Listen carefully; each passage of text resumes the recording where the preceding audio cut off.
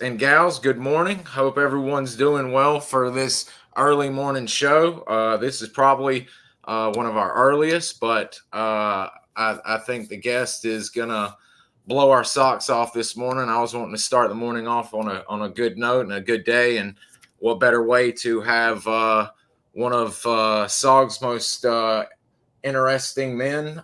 He's been a part of a lot of interesting operations and projects, as well as going on to serve in a Tier 1 unit even after SOG in the 80s.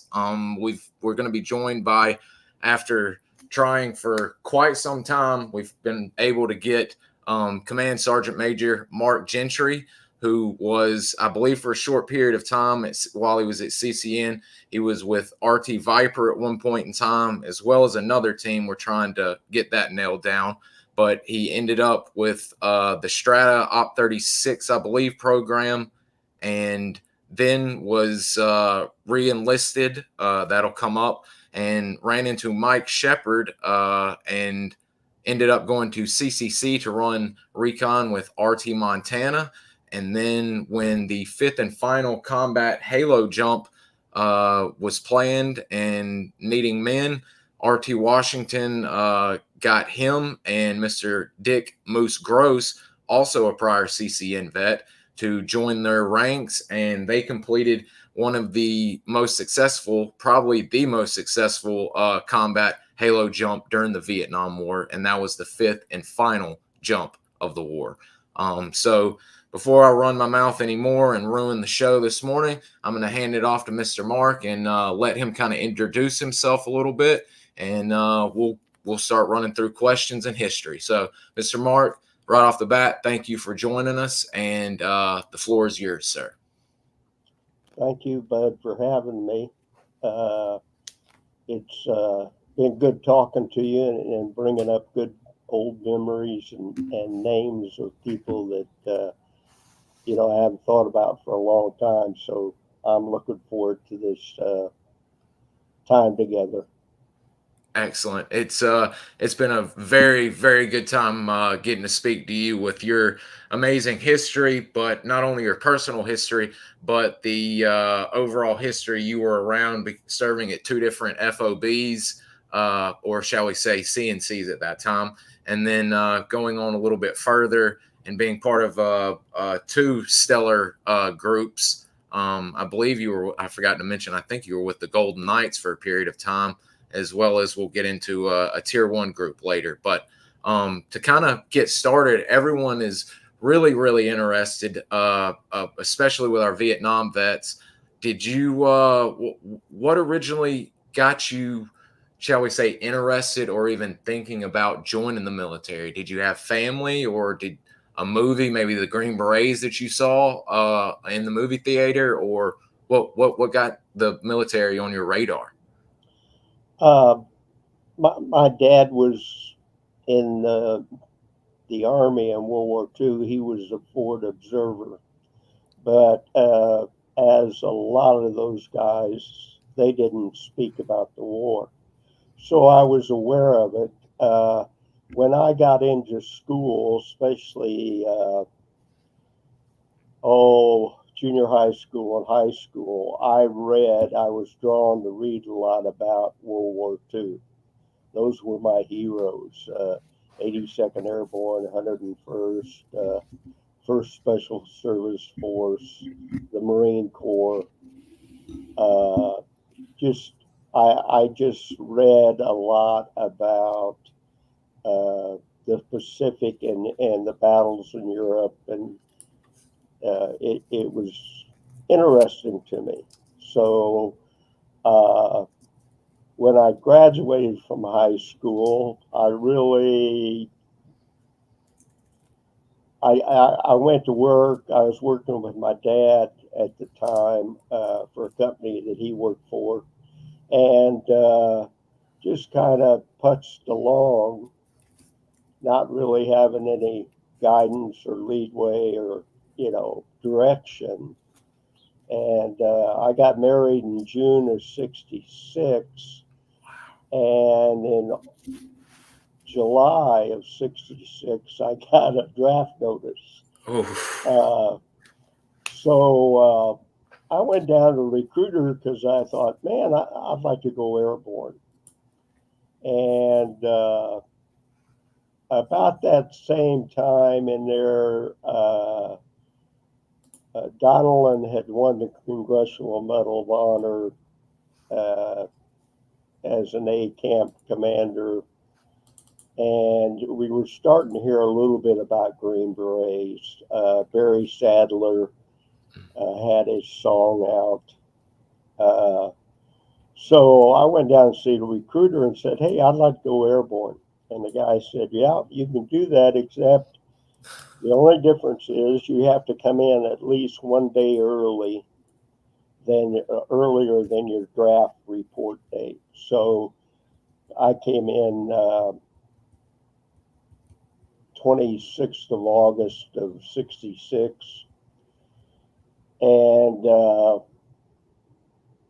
on a, I guess, airborne contract. I went to Fort Knox, Kentucky for basic training, and you take all the tests to find out what you're capable of and what you're. Back then, it was called a GT test, Golf Tango General. I don't know what it stood for, but that made the decision on what schools you could go to, what you were qualified to do. So I did well on the GT test, and qualified for about anything that was going to happen. Well, they sent me to radio operator school at Fort Knox, and I learned Morse code and land navigation and stuff like that, and all the old radios that we had in the Army at the time. And I did that for a period of time. I graduated from radio operator school and went to Fort Benning for jump school. And at Fort Benning, I think they do the same thing now. There was a Green Beret liaison, and the whole class is in this auditorium. And this guy comes in a Green Beret, and he gets up on the stage and he gives his spiel, and he said, anybody interested, see me after we're done, So I was interested. I thought that'd be cool. And so it was scheduled to take, you had about 4 hours of testing that you had to take on like a Saturday or something. And I went back, took the testing, qualified. So when I graduated from jump school, I had orders for Fort Bragg for the SFQC. Back then, it wasn't a selection course; it was SF qualification course. So I reported back to down to Bragg, and that was sometime the 1st of 67.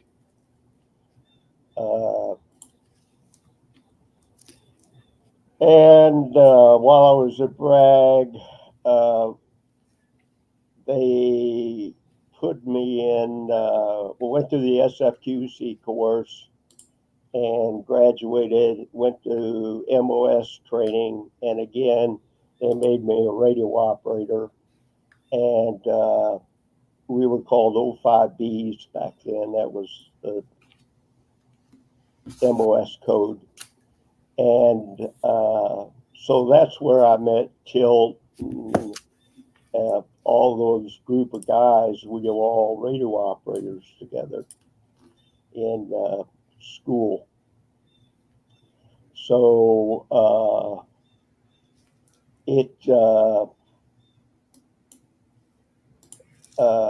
we went through that process. A couple of guys, a lot of our instructors were Vietnam vets. They'd been A camps and stuff early on. And so it was kind of interesting because you had these guys that had done this stuff and they were coming back and sharing with us. And it kept things interesting. Was Mr. Villarosa y'all's commo teacher? Yeah, Paul he was Villarosa? one of our combo instructors. And if I remember correctly, he had tattoos all over him, which was unusual in SF back then. Uh, in SF back then, there were a lot of assignments that you couldn't get if you had tattoos. Mm-hmm. They just wouldn't meet the cover if you were going to do something like Berlin Brigade. We had an A detachment in Berlin, and those guys couldn't have tattoos at all. Mm-hmm. And because they were doing a lot of spooky stuff, and nobody knew what they were doing, but that they were one of those units that everybody kind of whispered about, Berlin Brigade guys. So anyway, Villarosa was our instructor, and he'd been a merchant marine, I think.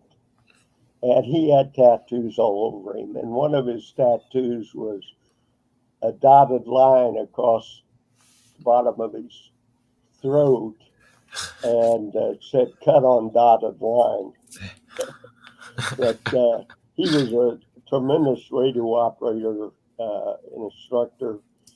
And right after we got out of radio school, he went back to Vietnam and actually went up to the CNC detachments with SOG and was killed. Actually, he was killed before we got back in country, or we got in country, I think. So late 77, early 68, or late 67, early 68, he was killed on a recon team out in Laos. So, but yeah, there was some really, it was a good time. We had a good time. But at the end of the radio course, they said, we need, I think it was like 20 volunteer radio operators to go to this school, and then you'll be assigned to MACV-SOG in Vietnam. And what they wanted was, they sent us to Fort Gordon, Georgia, to learn to be teletype operators. And we got down, so Tilt and John Driscoll and a bunch, 20 of us went down to, Art Garcia, went down to Fort Gordon, and were trained to be teletype operators. And so when we completed that, we went on leave and then reported to Vietnam. So we all came into Vietnam about the same time together, and all were going up to the CNC detachments to be radio operators, teletype operators. At that time, you came into what was called Camp Tenshaw, which was the old CCN headquarters. And at that time, the CNC detachment headquarters was in Da Nang, and you had all the different FOBs. You had FOB 1 at Phu Bai, you had FOB 3 at Khe Sanh, FOB 2 at Kontum, FOB 3 at Khe Sanh, and 4 was Da Nang, 5 was Ho Nok Tao, and then we had or 5 was BMT, 6 was Ho Nok Tao. Yeah, Bambi Tuat and Ho Nok Tao, and so And then later on, within a few months, they just broke it down and made it. They closed out FUBI, sent those guys basically down to FOB4, and we became CCN. Pontoon, which was FOB2, became CC Central, and Bambi to it became CNC South. And then each one of those places had launch sites that they would take teams up closer to the border to launch into. So when I got there, Tilt and a bunch of them went up to Fubai, some of them went to Compton, and they wiggled their ways right into recon teams. I got there at headquarters and they stuck me in commo, which in a lot of ways was kind of cool because I learned a lot about the overall picture, how things worked, and how just general things you didn't, in recon, you're worried about your target area, and that kept you busy enough. You didn't have time to look at all this other stuff. But at CCN Commo, you got all the after action reports from all the FOBs, and they all were teletyped to Saigon. So we read every after action that came through. And we had also had a guy there that worked radio operator that worked the radios to talk to. We had backup with all the radio operator, all the FOBs was CW radios. The single sideband is what we were using at the time. So that's what I did. I learned a lot about, you hear about Prairie fire and stuff, and those were actually designations that the Air Force set up to control aircraft and assign targets. And nickel steel was North Vietnam above the DMZ. Now, there may have been another code name for deep up around Hanoi and stuff. I don't know, but I know nickel steel was North Vietnam above the DMZ. Where Vietnam and Laos came together, it turned into Prairie fire, which was much of Laos on the border with Vietnam. And then you had Daniel Boone, which was the Cambodian border and Cambodia south. So those were the two or the three major areas that we operated in. And you learned how the targets were set up and stuff. It was an interesting thing. I wanted to get down to recon like everybody else, but looking back on it, I learned a lot about how the the overall picture of what SOG was doing.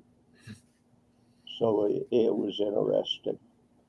And that's also, I mean, we won't skip ahead to it, but coming up, that actually will end up not only helping you on a mission, but it also help you knowing when you end up finally meeting Mike Shepard. You've been reading a lot of his AARs and seeing how he was working. So that'll come up later about you finally getting to put a face to the name of him. Yeah, and there were a lot of little sub things that were tied into the CNC attachments and SOG. And like we had a safe house in downtown Da Nang, and it was called House 22.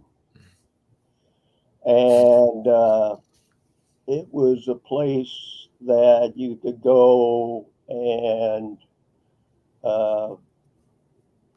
get a drink, talk to guys, a lot of people passing through from other FOBs or something would go and stay at 22 instead of coming on to the FOB or something. And then down in Saigon, we had House 10, which was the same thing. It was a safe house run by the CNC. And so you could, you'd go down, like when you go to Saigon, you'd always stop in House 10 and you'd meet guys from, your buddies from other FOBs, and meet you guys and stuff like that. And down the road, that's where I actually met Mike Shepard.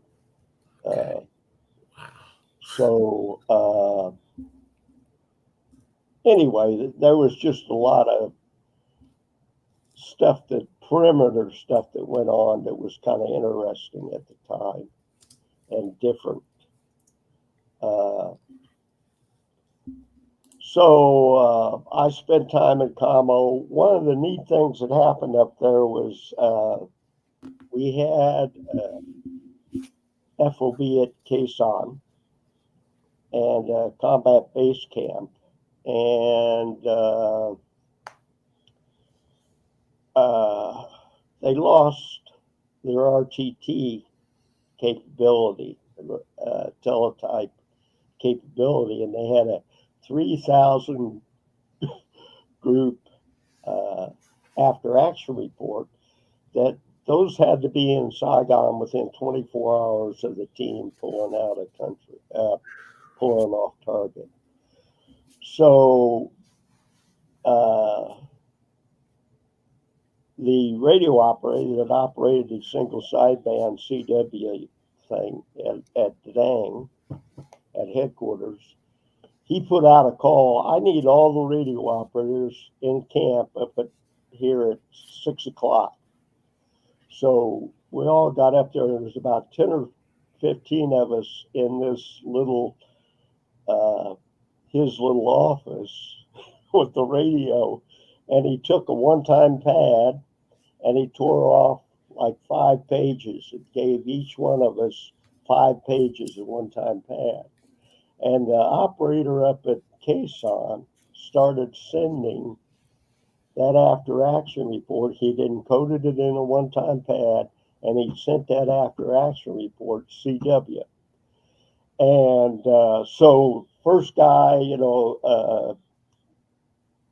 the thing was there were designators tell you what page you were on and stuff like that.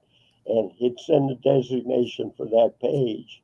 And then for this guy would copy his 5 pages. And if he had any questions or say again, group this or something, Slinsky, I think was the name of our radio operator, he'd get back on the key and say, I, say again, such and such. And then when you were done with your 5 pages and felt comfortable, he'd go to the next and say, okay, next thing. And the guy would send the identification group and he'd do the next 5 pages. And then while that was going on, you'd take your 5 pages and decode it. Wow. So that was kind of a neat experience to see that happen. All these radio operators up there taking 5 pages at a time and copying this 3,000 plus group after action report. Holy cow. But it was an interesting place. And we'd moved out of Camp Tenshaw by then, and headquarters had moved down to Da Nang.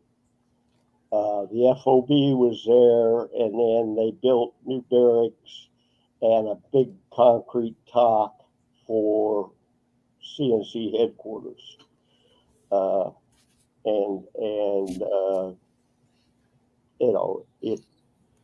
It was just it was interesting times. So wow. And did and you had mentioned getting there and working and for quite a while, and I couldn't remember what was. I don't think you said you immediately got into recon. Did you end up getting swept up into your special program, or what was your next transition from the TOC and commo? Being up at Commo, Colonel Jack Warren was the CCN commander at the time, and Sergeant Major Namath was a CCN Sergeant Major, and this word came out that they were going to run a recon 1-0 school, they called it, basically train guys to run recon. And so I caught Colonel Warren in his office one day and said, reported and said, "Sir, I've been in the TOC here for so many months. I'd really like to go to recon." And so they put me in the recon school. And there was a young staff sergeant named Dave Cheney who was had been a 1-0, and I forget which team he had, but he was successful, and I'd seen his name in after action reports and stuff, And Dave was appointed to run the recon school, so they taught us all this stuff. There were a lot of leadway in recon. You could kind of wear your own uniform and do what you wanted to do, but there were certain things that were uniform to us. Like you always carried your compass in the same pocket. You always carried the CEOI, which was the code book, in the same pocket. You carried your morphine in the same place. Everybody carried this, so when things happened, you knew where you could find things on this other guy. There were things like everything. There was a lot of little things that we did that they had a reason for why we used them. Like they issued us a Swiss Army knife, which were very sharp. Just a standard Swiss Army pocket knife, but the blades on those things were really good. They were sharp, and they stayed sharp a long time. And they issued us, when you'd go on a mission, you get a green memo pad for the mission, and you always carried a black ballpoint pen. Skill, SKIL, was the manufacturers. They were called skill pens, and we carried those. And the reason you carried them was, one, ballpoint pen, you could write on the paper and stuff like that. But the other thing was, if you had to do a tracheotomy on somebody, you could take that ballpoint pen apart and use the bottom part of the barrel as an airway. We carried cravats. Didn't wear a belt, wore a cravat around my pants as a belt. Wore a cravat around the neck. A lot of guys wore cravats around their head instead of a hat. But all those cravats were to tie, to use as splints or hold dressings in and do all kinds of things. They all had a reason for being there. We got these M16s. We had CAR 15s, but the military got the M16s there in the early 60s and replaced the M14. Well, we didn't have ammo pouches for the M16s, and they were 20 round magazines. So we would use M14 pouches. And what we did was we split the sides of them so they would open a little more and we could get the magazine out. but you always carried a bandage, the Green Army bandage packs, dressings in the bottom of your ammo pouches. And then you set your magazines on top of them. That lifted the magazines, but it also gave you extra bandages. What else? But there were just things that were uniform throughout. You might wear, like I had a BAR belt for a while that I carried magazines in. This guy you got a picture of, he's got canteen pouches. And you could get, I forget how many, I think you could get like 8 or so 20 round magazines in a canteen pouch. But in the bottom of that canteen pouch was a battle dress. Oh, wow. There's So a you cravat. could kind of wear whatever you wanted to wear. Like I say, I got an old BAR belt that I wore for a long time or for a few missions. And I found that the magazines would fall out of them. The M16 magazines would fall out of them. So I went back to M14 pouches, cut them down and carried my magazines in for M14s. Guys, we had these real small grenades. They were M33s, I think. But what they were the same grenade that was in a 40 millimeter grenade launcher. And we had M33s, were about a baseball, a little smaller than a baseball. And then, of course, you had M67s, which were the big frags. But guys would carry those in extra grenades in these magazine pouches, or not magazine pouches, but in the canteen pouches. So and we had SOPs like you carry 2 quarts of water on your rucksack and 2 quarts of water on your belt. Well, whenever you stop and drink, you always drank the water out of your rucksack first. So if you had to drop the ruck and run, you had 2 full canteens on your belt for survival, to help you out there. So there was just a lot of little detail things that we used. And like I was telling you the other night, you'll see a lot of pictures of guys with car 15s, and they've got a cleaning rod taped to the underside of their handguard and barrel. And that was to clear that weapon very quickly if you had a failure to extract or some kind of blockage. You jerk that cleaning rod off, ram it down your barrel, and help clear things up. So there were just like we always taped. We carried a lot of black electrical tape, that plastic electrical tape, and always taped the barrel of the weapon.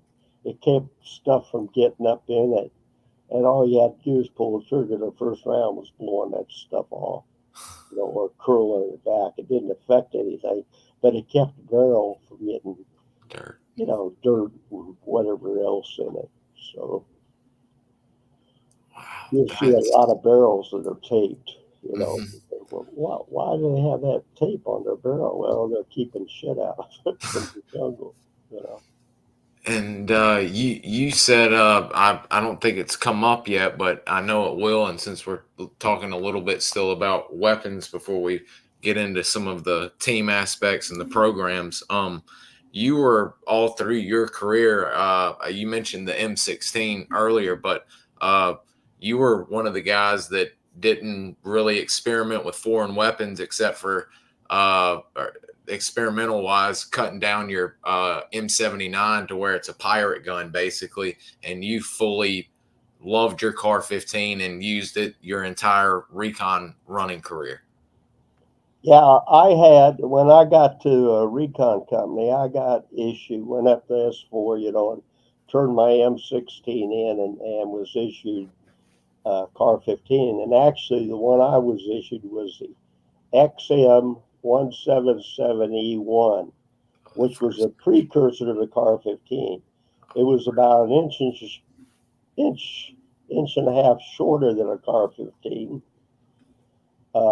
because the muzzle brake actually was screwed right up against the front sight post, where most of the car 15s you had an inch or a little over a barrel, and then you had your flash suppressor.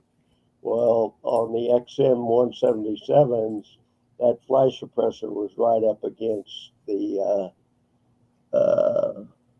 That's yeah, an right up, E2. Yeah. yeah, but it was right up against the front sight post. So, but Beautiful weapon. yeah, Were you guys when we'll do one last, and y'all can continue asking questions. We'll get to them as we progress through his timeline. But one last car 15 question while we're on it. Were y'all still in 68, 69 still dealing with the 20 rounders? Were any 30 round magazines popping up at that time, or was that a wait until you got to Contoom to where you started seeing those pop up? I think it wasn't until I got to Pontoon that I started seeing 30 rounders. And actually, the first 30 rounders that came in, guys were buying them through catalogs from the States and having them shipped in. And then I believe there started to be a contract for the 30 rounders, and we started getting like a guy might have one or two of them. Each man on the team maybe got a 30 round magazine to carry that first 30 rounds. That brings up another thing. We used to, and I think this started with Delta or Project Delta or something, but guys would put early on the last two rounds in their magazine would be tracer, to let them know as you're in this firefight, you see two tracers rip out, I need to change magazines. Well, by the time I got down there, we'd figured out that the enemy would see those two tracers come out and know he's changing magazines. So, the next thing was you put 2 or 3 rounds of ball in and then put your tracer in. 2 rounds of tracer, and then the rest of the magazine would be ball. And so what it did was it let you know you're going to have changed magazine, but also said, okay, I still got 3 rounds or 2 rounds in this magazine. So if somebody jumps up to rush me, surprise, So that was an SOP that we had, and it was passed on. And it's like everything else in combat, you're constantly learning things and passing things on. And I think one of the things I remember was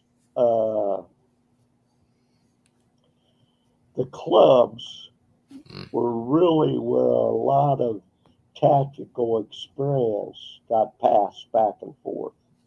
You'd be sitting in the club with a guy and they'd say, how'd it go? Hey, man, we heard this happen or something. And he'd, start talking about. And I think it was like in the clubs where we started figuring out in late 68, 69 that they were running some kind of counter recon stuff out there against us. And then it progressed to where they had these full on, I think Glenn Black, he talked to a North Vietnamese commander that he fought against when he was out on a mission. And the guy said that, yeah, we had 10,000 guys around you. And that wasn't 10,000 guys to get the recon team. It was 10,000 guys to get the recon team. But the biggest thing they wanted was the helicopters and aircraft coming in to support them. They wanted to shoot those down as much as they could. They were going to get that recon team too, but you know, they used them as bait, and they put enough guys around them that they could afford to do that. That was that infamous October 5th mission with our ST Alabama still. Yeah, I can't remember. He was with he was the 1-1, I think. Yeah, with Jim Strata and Steve Engelke.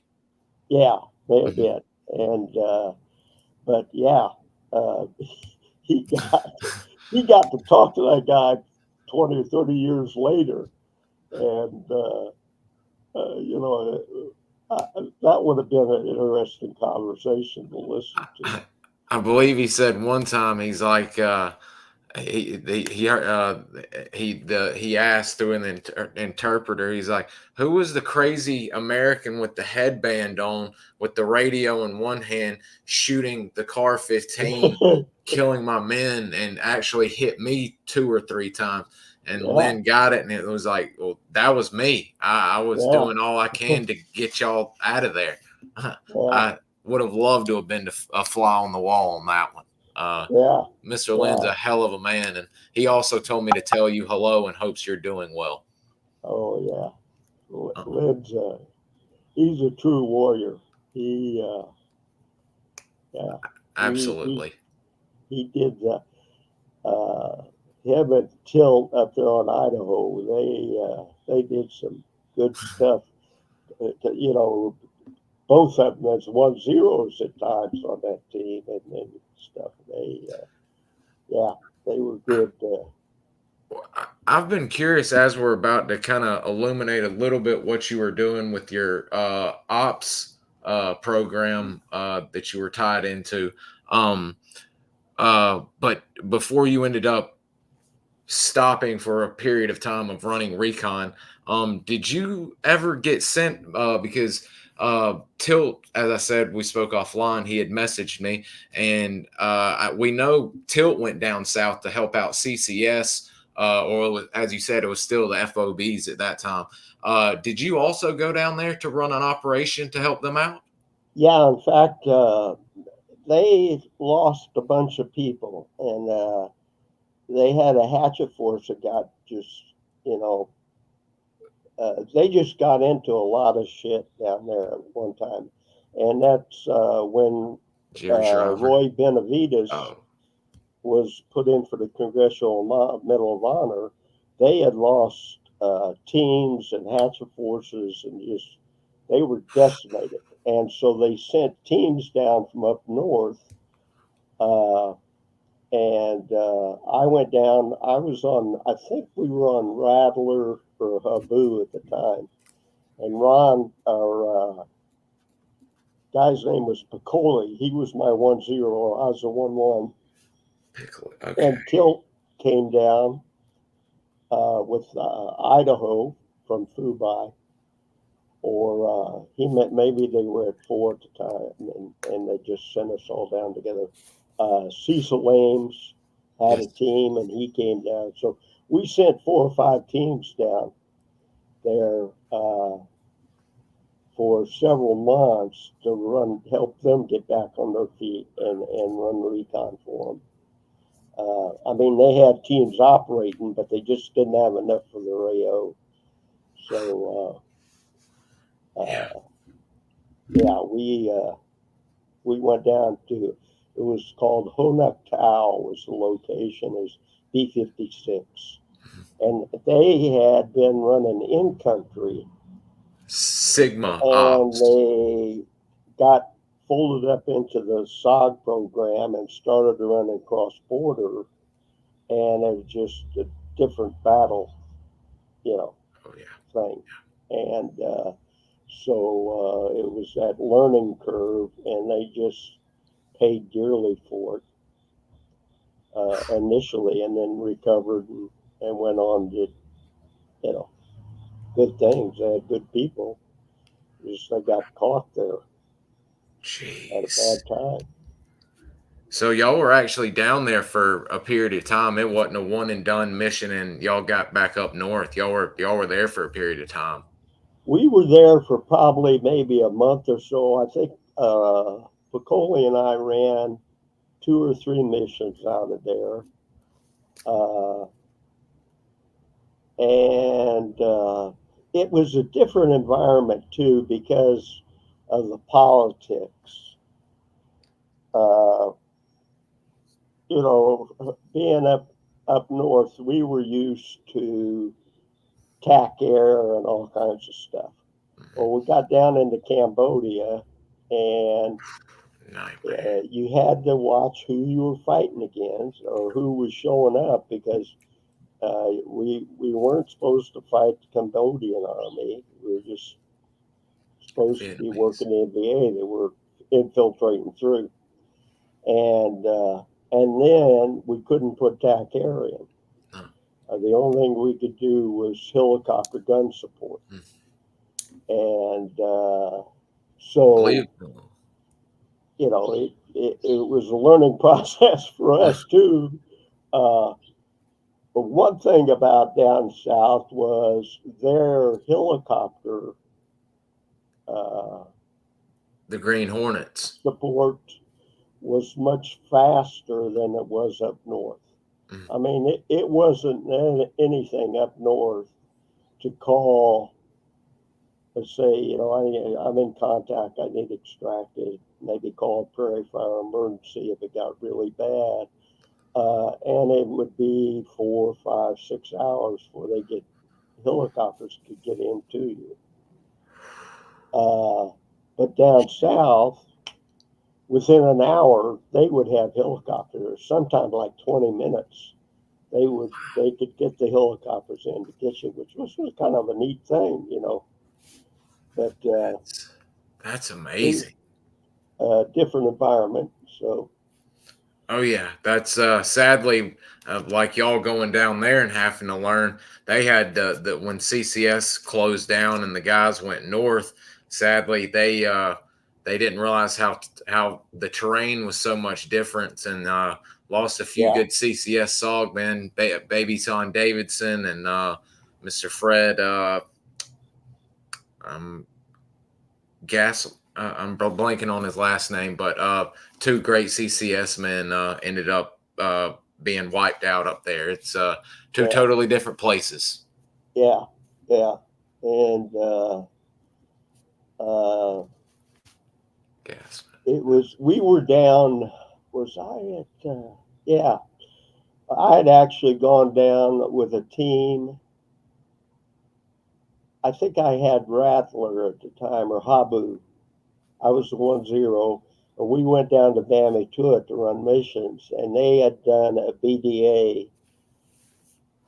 They put a hatchet force on a BDA, a arc light, you know, B-52 bombing thing, and that's when they lost Schreiber and Jameson, I think, or no?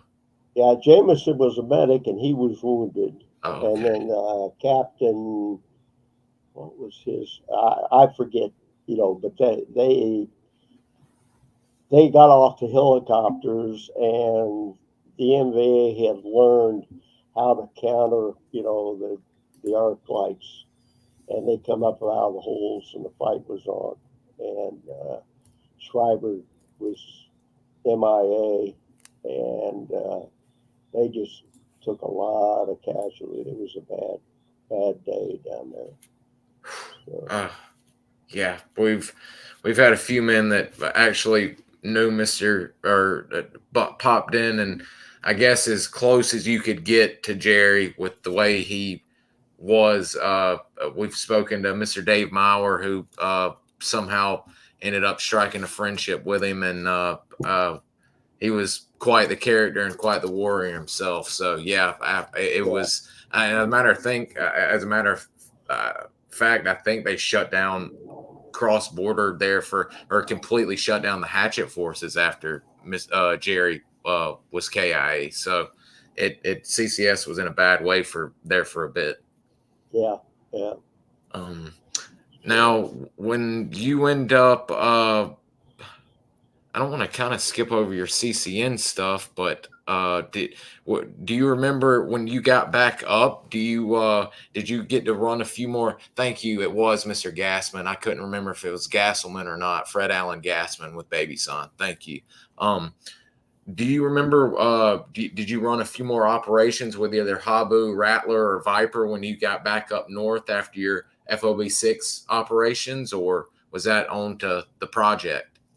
I actually went back up north, and I think we ran. I got a couple new guys, and we ran a local just to get trained up. And then I did a strap hanging mission with Hoot Gibson and his 1-1. And we went in up at, I think it was Gulf 8, which is right on the border, North Vietnam and Laos, right along that river that ran through the border there. And I had a recurrent dislocation of my left shoulder. Mm. And so we went in, and then Hoot put us in a bomb crater up on this ridge line. And I bailed out of the bird. Well, the bird was shifting back and forth. And when I cleared it, I was over the edge of the bomb crater. When I looked back inside to make sure everybody was going that way, I bailed and didn't look again. And so I dropped about, 20 feet maybe down the side of this ridge and grabbing on stuff, trying to stop myself, and dislocated my shoulder again. And when I dislocated it, I go into shock for a minute or two and stuff. So I was kind of out of it down on this ridge. And when I kind of got back into it, I had learned from one of the medics that you could put your fist underneath your arm and shift it back into place, or something, put something hard under there. And I put an M67 grenade up underneath that, popped it, got it back in place, and then started crawling up into the bomb crater. Well, Hoot and oh man, I forget that one's name, but really nice guy. They were in a firefight. The good thing was it was a real narrow ridge. The bomb crater basically took up the whole top of this end of this ridge where we were at, and then it fanned out down there, but they could only get to you in a very narrow area. So Hoot and them were shooting up a storm up there, and I popped over the side and was going in and out of shock, and helped, we got things suppressed and got tack air in and knocked it down. I think come back in and pick us up. And it took me forever to get that damn helicopter. I think Hooters, the 1-1, somebody finally just reached out and grabbed me in the middle of the back by my harness rucksack and dragged me up into the bird. So we flew back out to a little marine landing strip, and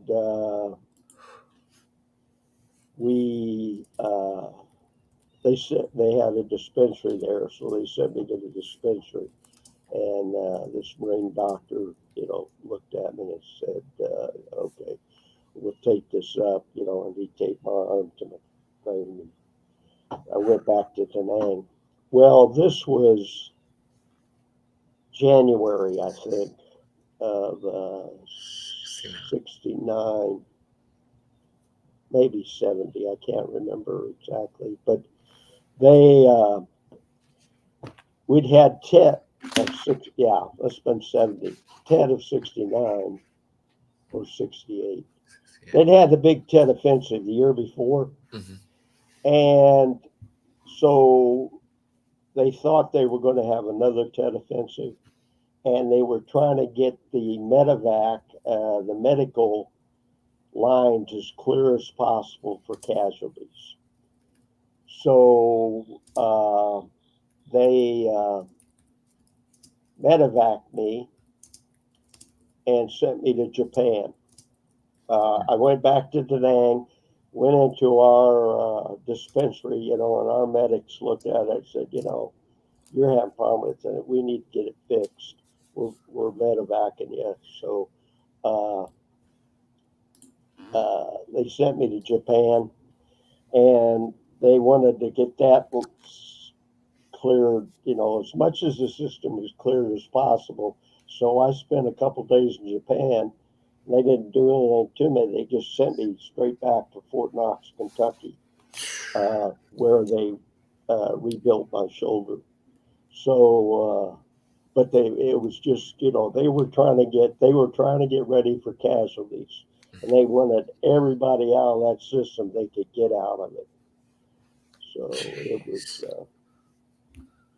And is that the period of time when you actually end up leaving the Army? Yeah, I was there until May of it's been 69. May of 69 or 70. And so I just wasn't thinking. It just didn't dawn on me to go back to, SF or anything. So I took a military discharge. They put me in a medical holding company, and I worked in the hospital for a while in one of the clinics. And then they sent me back to, they discharged me and sent me to, or I went home to Indianapolis.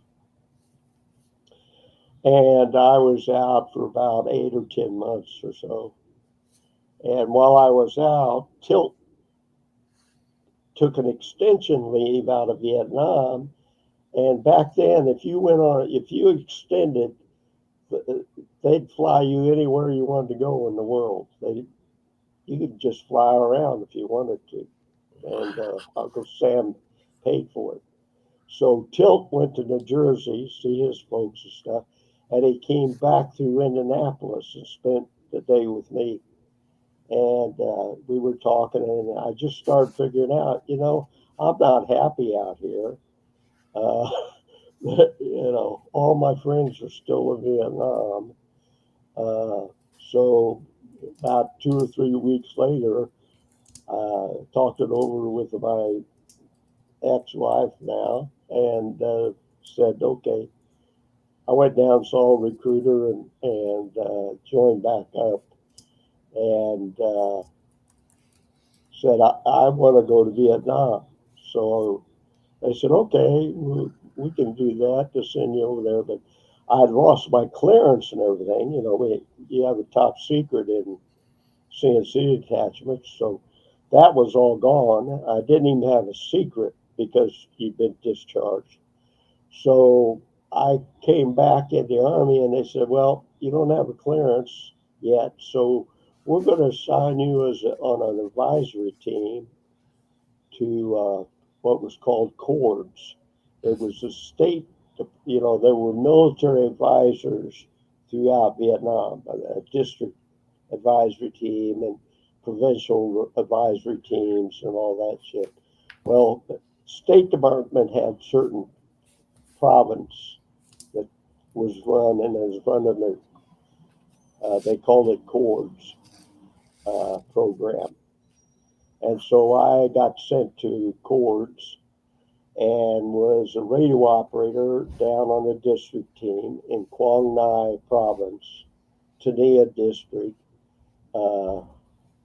My district senior advisor was a State Department guy, Ken Coves. That just, man, he was a hell of a guy. He had a beard, a big long beard, and he'd been in Africa for a long time, and he just knew a lot of stuff.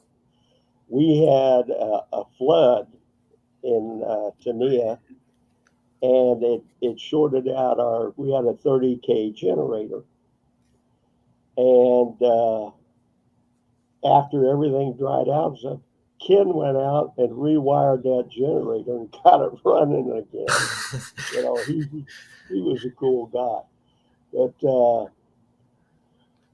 I did that for a while, and I got my secret clearance while I was there, and I went down to Saigon and on a trip, in country leave, you know, a few days, and said I found Colonel Warren was working someplace down in Saigon. So I went to go see him and said, "Sir, I'd like to get back into MACV-SOG." And he said, "Well, let me make some phone calls." So he contacted me and said, "Call these people." And I made a phone call and talked to them. And they said, "Yeah, come and see us over at this compound," you know, and it went back. There was the SOG compound down on Pasteur Street. And so I got accepted. Said, "We can't get you into CNC detachments until you have, you know, your clearance completed. We'll put all your paperwork in, start your clearance process. Said, we'll give you an interim top secret and assign you to Op 36, which was Strata." Right. Okay. And Strata actually was very close to what the CIA originally had been running early in the early 60s, late 50s, under their cross-border reconnaissance. It was all Vietnamese. It was ran, but we were advisors to them, but it was ran by Vietnamese colonels, and you know, all the teams were Vietnamese. We were what was called case officers.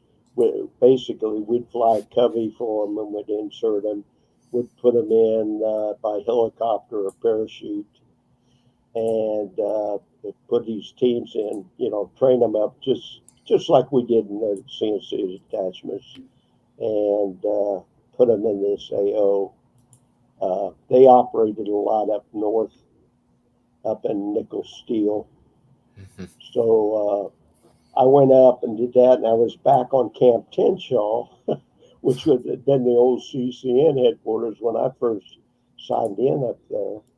And that was a Strata location at the time. So we went up there and worked for,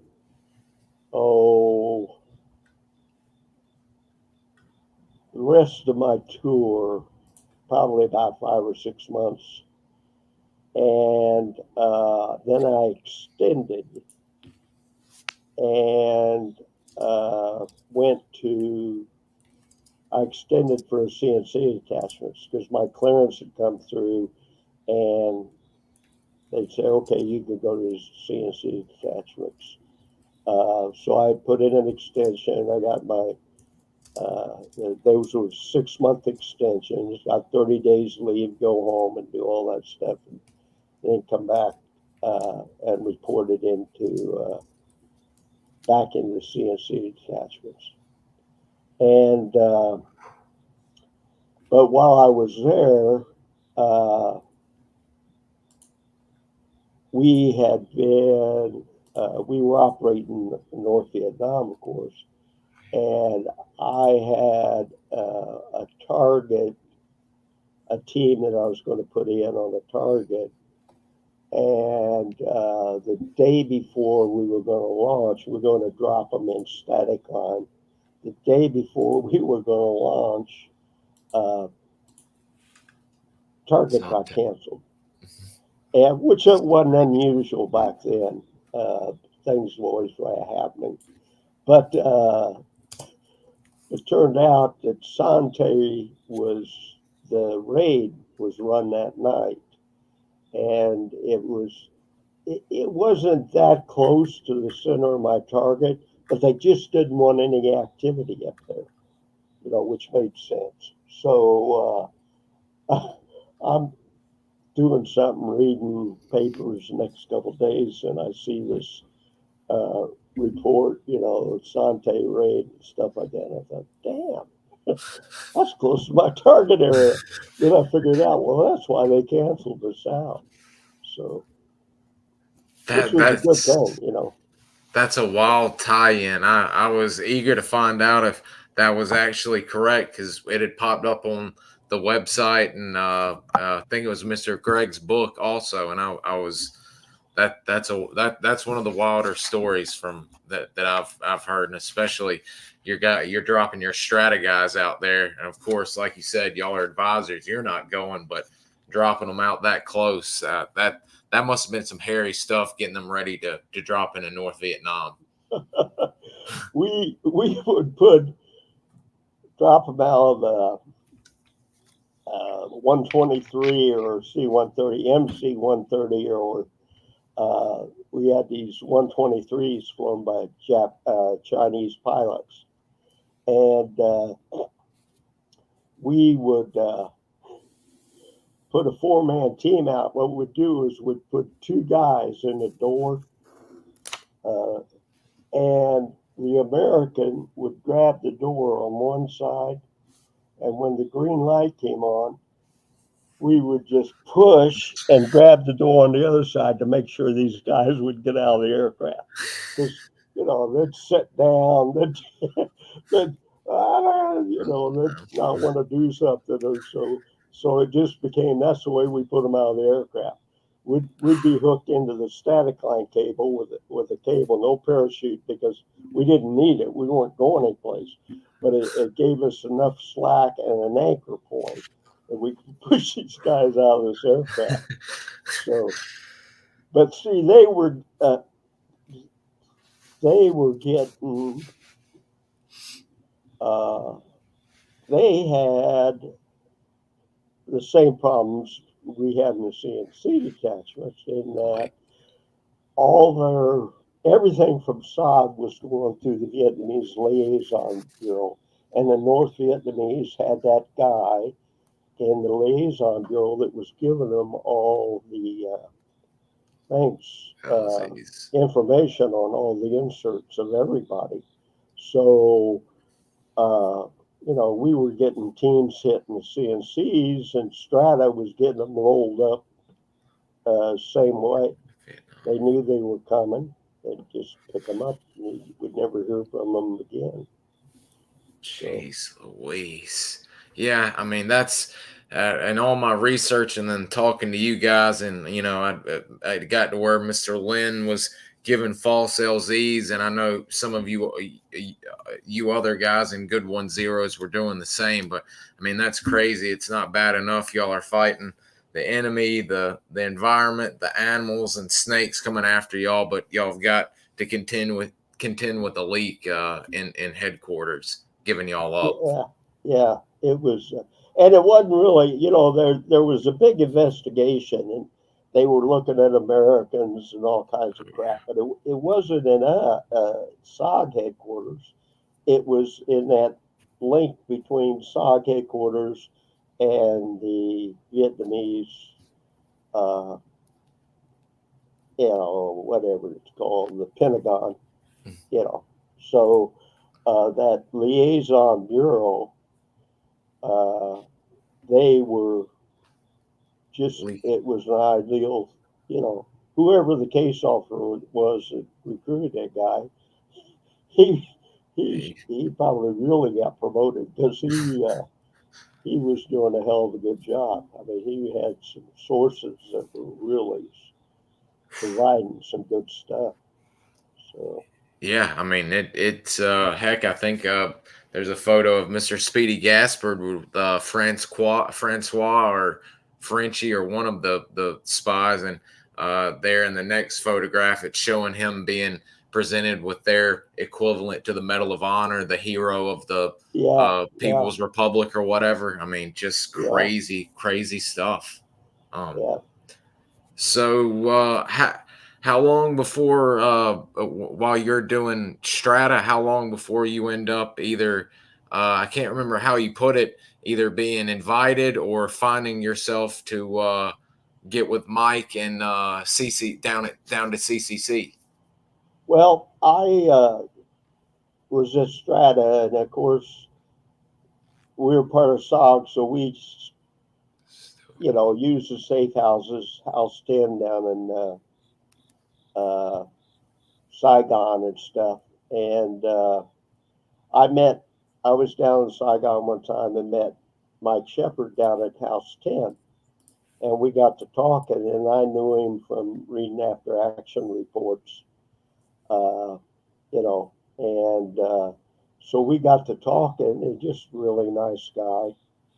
And I said, I'd like to come up and run with you, And he said, yeah, if you ever get up here, come ahead. And I said, okay.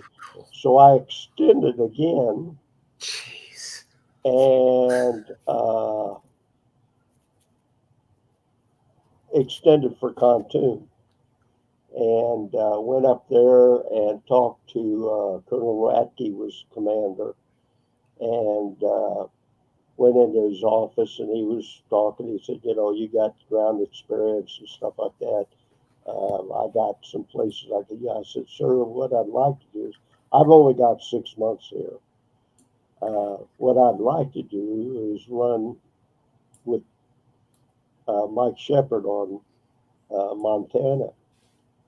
Uh, you know, it if if you don't mind. I said, I've only got 6 months. You'd you'd have to be switching team leaders again and stuff like that.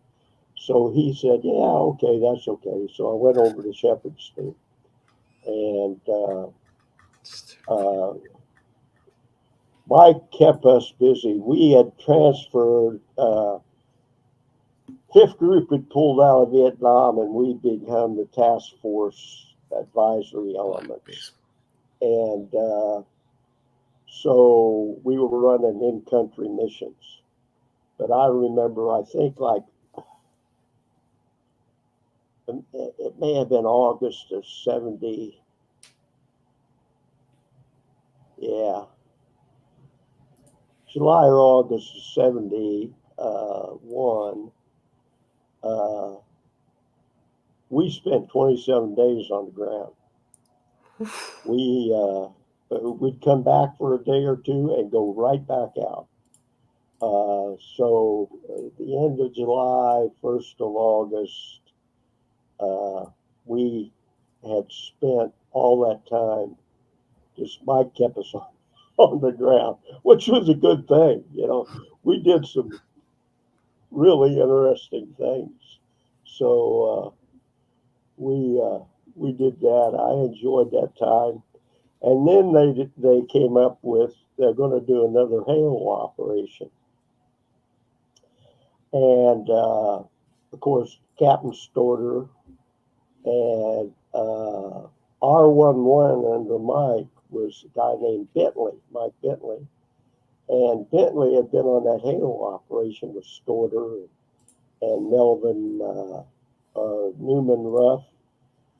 And so I talked to Mike and said, I'd like to volunteer if, I'd like to go talk to McNair, see if I can get on that Halo operation with him. Mike said, yeah, go ahead. And so I went down and talked to McNair, and of course everybody was trying to get there, but and Baylor, who was on RT Montana, he was a reservist, an E8 that had come on active duty, and he was going to go too. He was already a civilian skydiver. So he was going to go along. He talked to McNair, and anyway, so there was Howard Sugar, uh, Baylor, myself, and Dick Gross uh, were the Americans, along with McNair, excuse me, and then there's Dick on the right there. Uh, we had a pretty experienced. I mean, McNair took in a pretty experienced team. Oh, yeah. He and Sugar had been together for a while.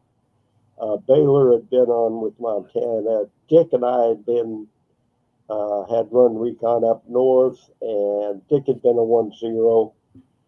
And I think they sent Dick along basically because we were all, McNair was I think he was a staff sergeant, and Sugar and I were E5s and stuff. They sent Dick along kind of as the experienced guy to get us all through this if something happened. So just give us more experience, and he did that. He had that capability to do that, so it worked out well. Wow. Yeah, that's and people have already, and of course I was curious when we first spoke. What was and I think the question I'll hit it since there's already a question about it, but people are curious about what was the dynamic like between you and Mr. Mike? Clearly, y'all hit it off already before y'all were even, running recon. But what was it like getting to work under him and learn a little bit from him? I enjoyed working with Mike. He was just uh, very solid operator, recon guy. He and I was able to just let go of and enjoy being on a team where I trusted, you know, and I wasn't worried about anything. So if he said, take 2 steps left and squat, I took 2 steps left and squat because I knew he had a reason to do that. And he just kept us trained, which I liked, and he kept the team trained. He treated his people well, and uh, it we just had it was a good thing. I enjoyed working with him. I really didn't have any problems at all. Yeah, Him. we've heard he was very protective of the yards under him, and as well as all of the Americans. He was like a papa of the team over everybody. It sounded like he was a heck of a 1-0 in the likes of the Joe Walkers and the Bill Spurgeons and Larry Whites and those people. So Yeah, uh, yeah, and yeah, John Plaster and the like. So yeah. amazing stuff. There was one, Jason was curious because we've got Mr. Mike sent me one of the printouts, not the original, but were you around when Mr. Mike had the business card that says the werewolf is among you and some of you will die, that he would pass out along the trail? No, I never saw those. But by the time, like I said, I got up there, we were running in country. Mm-hmm. So, but by that time, Mike had a couple years. He'd run a couple years, cross border.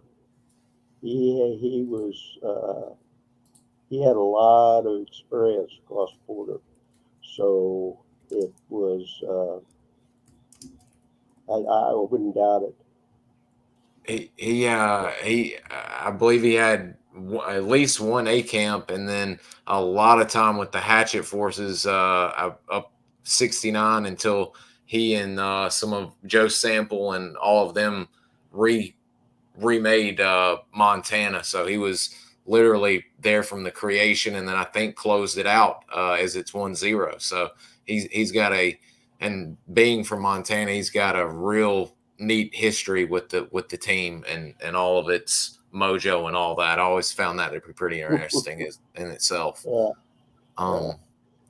So y'all been running. I've got a good photo that I was going to pull up here in a second of you two, but you guys are you're running locals. Are y'all getting some pretty active locals, NVA, VC, or mostly are they trying to bypass y'all and get further south or get into the country without coming across y'all at all? Or Well, what we would do is, you had the Ho Chi Minh Trail come down, and that's what we worked when we worked in Laos. But then they had staging areas. They had them up in Laos, but they'd move across into the staging areas on the South Vietnamese side. And they would rest up their troops. They had caches. They had all kinds of stuff inside the border too. And basically, that's what we were working. Mike kept us in. We would check base areas, regimental base areas, and stuff like that. Because if a base area is empty, it tells you almost as much as if it's full. It tells you they're not coming this way or they're not ready to do anything.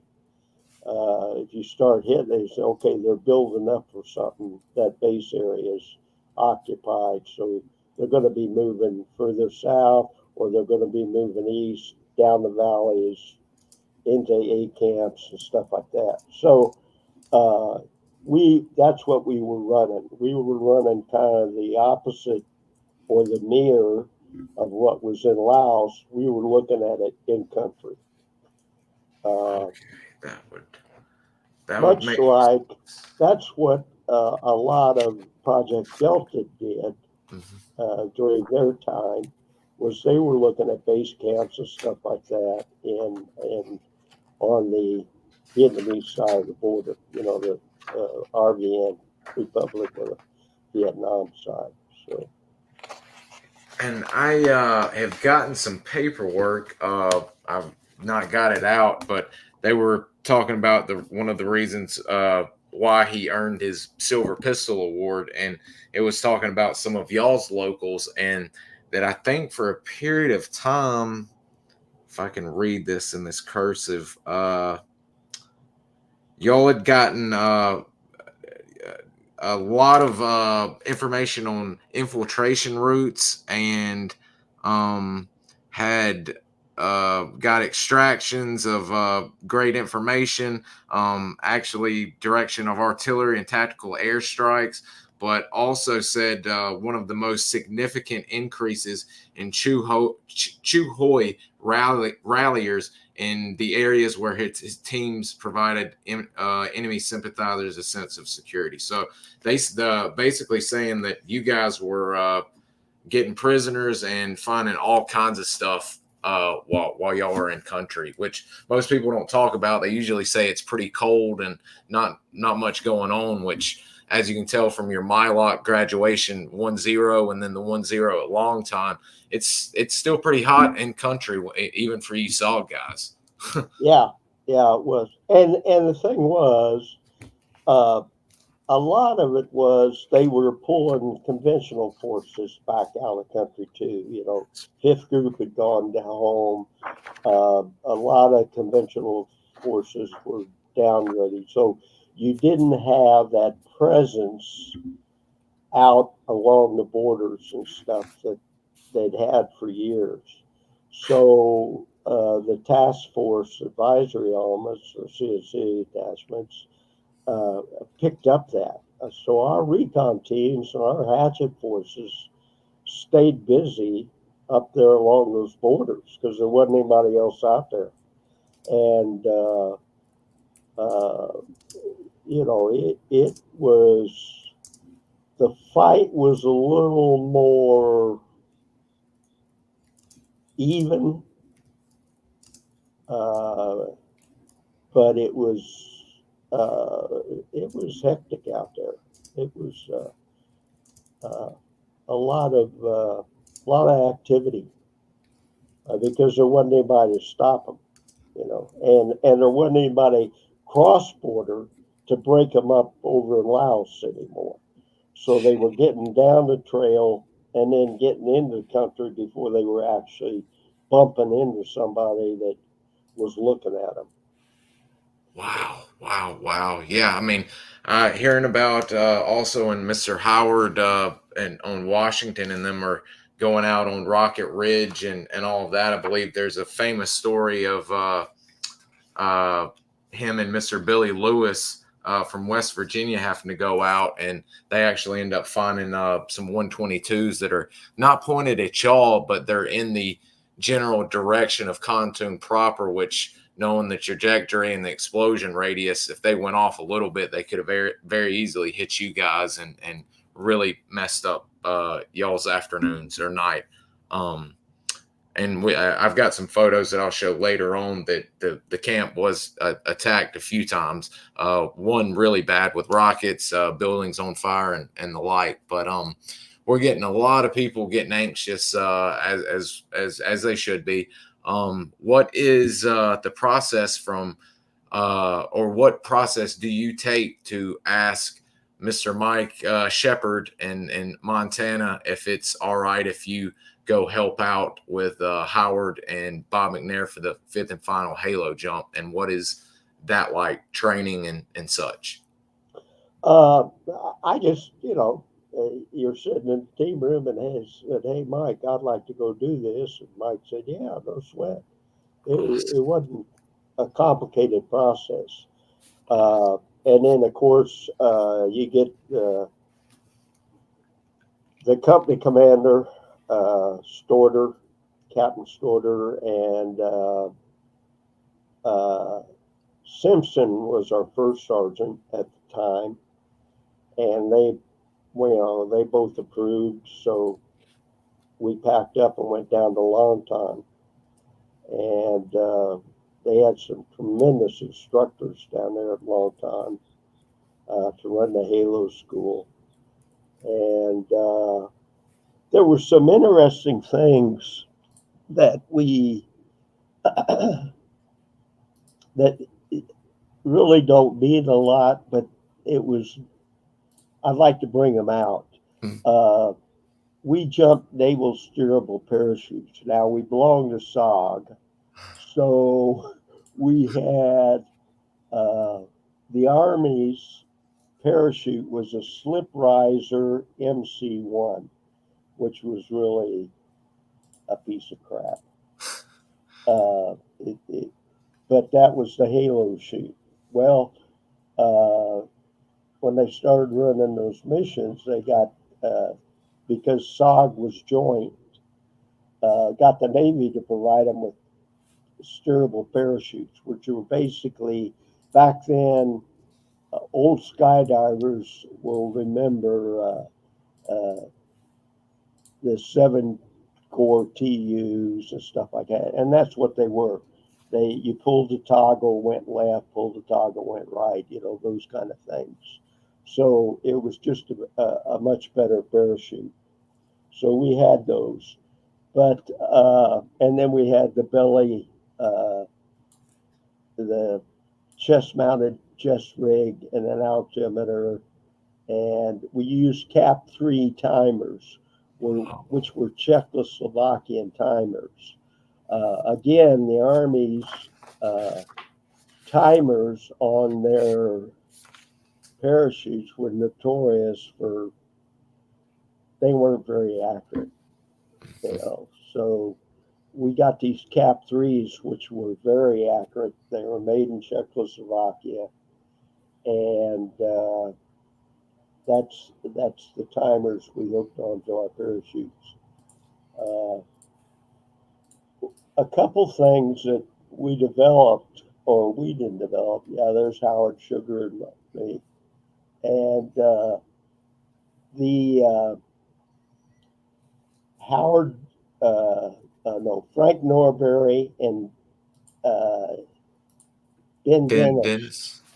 Yeah, they developed that. They took these uh, aircraft direction wands that the ground crews on the airfields would use to direct aircraft into the, parking spots and stuff. And the wand was about 12 inches, 14 inches long, and it had a regular flashlight. It was attached to a regular flashlight with two D cell batteries.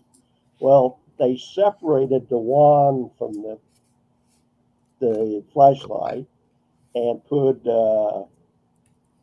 WD-1 in there, and they attached one of those to the back of our baseman's parachute, to the back flap. We used the old parachutes back then had pins and cones, and you'd pull your ripcord and it'd pull the pin out of the cone, and then the elastic straps would pull it open. The pilot chute would jump up and they'd do whatever. So our baseman had this light on the back of his parachute, and then he had it hooked in to the reserve, the straps on his reserve. So he could fall, and then when he got to opening altitude, he would reach down and blink that a couple times, turn it on and off, and that told everybody, if you could see him, that you were getting close to opening altitude. And then the second one went up through the lines, up through the apex of the canopy, down the back, and they tacked it right onto the back of the outside of the parachute in the center. So that once he opened, he could turn that second light on and you could follow his parachute, hopefully. Wow. So that was called the Norden light. And it was one of the first, panel ability to follow a base man and do those types of things. The other thing we had was we assembled on a beacon, and it was aluminum transmitter, had a plug-in antenna, just a wire antenna, and you plugged it in and then it turned it on. You unplugged it, that turned it off. And they bought these Panasonic AM/FM radios at the PX, and they had the collapsible antennas. You'd swing it up and pull it out. Uh, regular. They were regular commercial radios that guys would have to listen to music and stuff like that. Well, with the antenna laying down along the top of the radio, the end of the antenna is a dead point on any antenna system. Antennas radiate or receive sound at 360 degrees, but they don't receive, or they receive very, very little at the very tip end of the antenna. So this antenna is laying on top of the radio with the tip sticking out down one of the sides. So you could put the radio up to your ear, dial it to the right frequency, and when they plugged in the beacon, you'd hear this shh, shh, shh. And what you did was you turned your head until it went shh, shh, blank. You wouldn't hear anything. You keep turning your head, you'd start picking it up again. So you knew that that's the direction to the beacon. So Baylor had our beacon for our team when we actually went on operation. And being an old radio operator, or being an old radio operator, young radio operator, I went in and took all our radios and taped the antennas down so they couldn't move. I found the point, the frequency that we were going to use, checked it out against the beacon, and then I taped the and glued the tuning knob so that it wouldn't turn, just on everybody's radio, so that you didn't have to worry about finding the frequency you need to be on and stuff. So that was one of our assembly aids. The others on the ground, we had one light for free fall. We had the beacon for on the ground. They also gave us what was called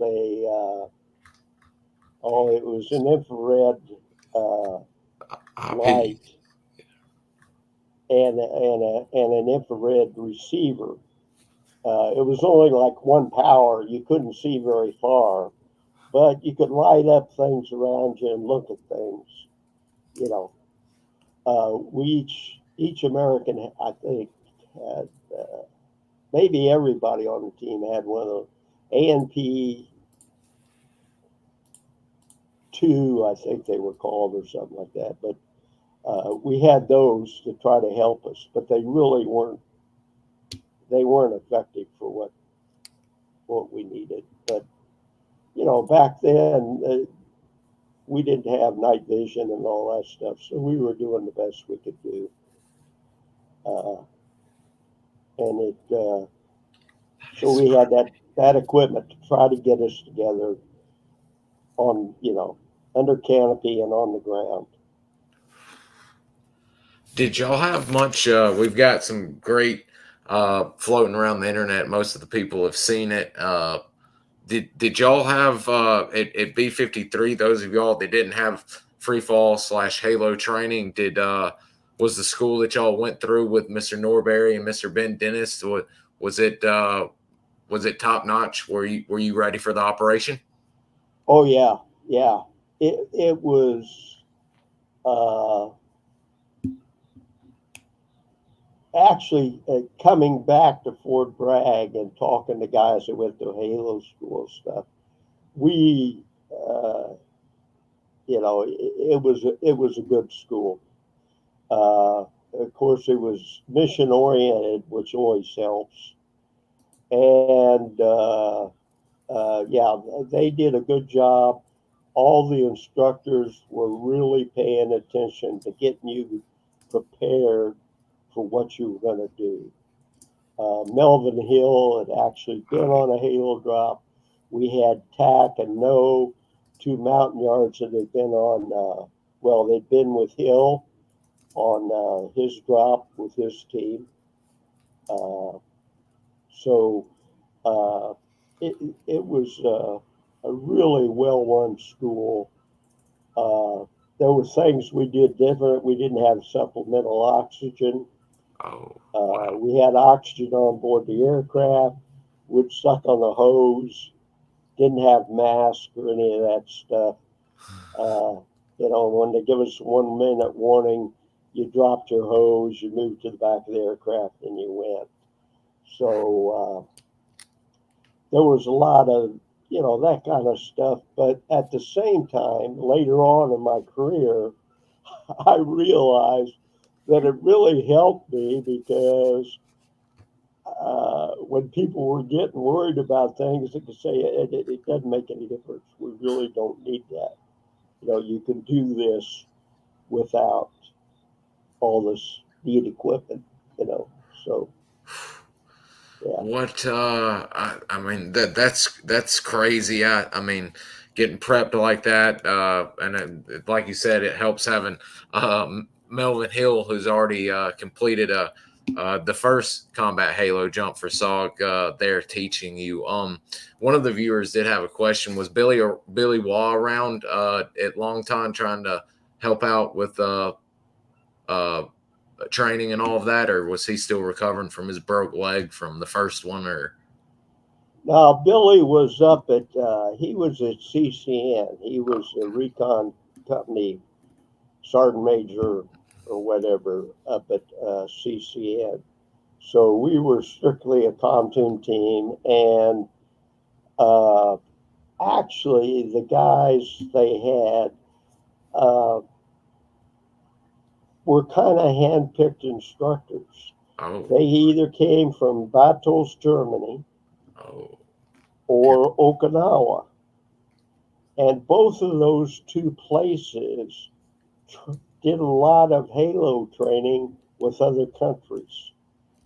So if the guys on the Halo team in Battles, they had trained the Greeks in free fall. They had trained the, different people in free fall. this, So they had that experience. The guys on Okinawa had gone and trained people in free fall. They'd run those schools and dealt with that. So, as opposed to the Fort Bragg instructors that were at the schoolhouse and did their thing, these guys had actually worked through a lot of the problems and come up with solutions that arose when you're in a foreign country and you're trying to get a mission done, you know. So the instructors were really top notch. yeah, yeah. Frank Norbury left, and a guy named Zachary, Master Sergeant Zachary, came in and took his place. But he was just as good as Norbury. He had the experience. Frank had come out of Bad Tolls, or had done time at Tolls, and having served at Tolls later on, he had a reputation. He wasn't even at Tolls when I was there, but his reputation within the jump community in Europe was he was very well known. You know, I mean, didn't so he start the first? I forgot what Mr. Cliff wrote an article about it, and many of the men were there training y'all, or at least some of the first teams, specifically Mr. Norbury. I think he started the Golden Trojan or the Trojans skydive club or whatever for the 10th group guys. I think yeah. The I'm blanking on it. Trojan Parachute Club was at That's Battles, yes, sir. and he helped set that up. And it was still there when I got there in the 70s. Wow. And we did a lot of stuff in Germany, parachute wise, that they weren't doing in the States. Uh, and I gained a lot of experience at Battles. There were a lot of seasoned, experienced jumpers and instructors, and it worked out really, really well. Wow. Wow. And everybody's, I'm sure several of the viewers who are watching the SOG men and all of that are, I know Mr. Glenn and Paul are on. They're, everybody's curious. What was it like getting on the ground and kind of getting in a little skerfuffle all by your lonesome there for a while? Okay, so we went out, uh, and if anything can happen, it will happen. I exited the aircraft. I'm falling, and my rucksack breaks loose, shifts to the side. Well, it put me in a spin. Oh, God. So I'm countering a spin, and I fell, you know, till opening altitude, all cranked over in a real slow turn. But what it did was when you spin or turn like that, you have a tendency to slide, and it slid me away from the group. So I lost the base man, and I was by myself. One thing I do remember was looking down at the ground and seeing all these lights on the ground, and I thought, damn, there's a lot of fires down there, you know, cooking fires or something. And then the closer I got, I realized they were bomb craters, and the moon was reflecting, and they were full of water. The moon was reflecting on them, and that's what they were because just the pattern. They were all circular, you know. So anyway, I'm falling through the air in this counter spin thing and sliding out away from the team. And I get canopy opens and everything went okay from there on out. Uh, I landed in some scrub brush, maybe trees maybe 15 feet high or something. My chute went over the top of it. I tried to pull the chute out, couldn't get it out, so I just cut the lines and left it up in the tree. And I got my stuff, the rest of my, parachute gear off and stuff, and got my beacon out to listen and wasn't hearing anything. And my AMP2, I was looking, couldn't see 15, 20 feet with that IR light. And so I just kind of crawled up into the bushes, put my back against the tree, and just sat there until it started getting light. John Plaster was flying Covey that night. Mm-hmm. And again, he didn't have any night vision or any way of seeing us. But he's talking to everybody, evidently. And now we all went in with Earth 10s. And so John's got a team okay from everybody. And then he had to go back, to the airfield. And so I sat down and I sat down in the bushes and just kind of waited.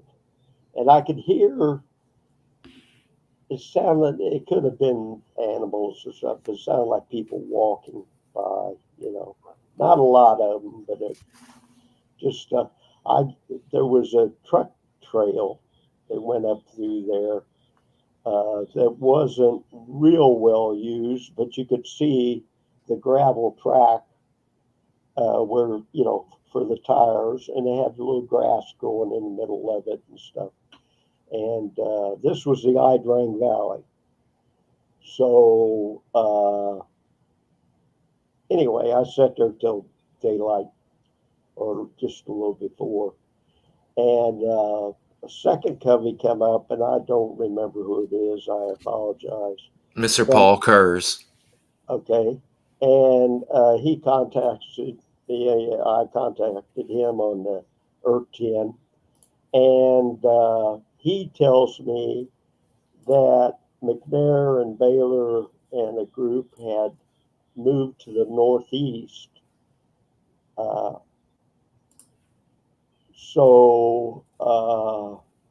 And I think, well, we could pop a panel and you could see the panels or something. I can't remember.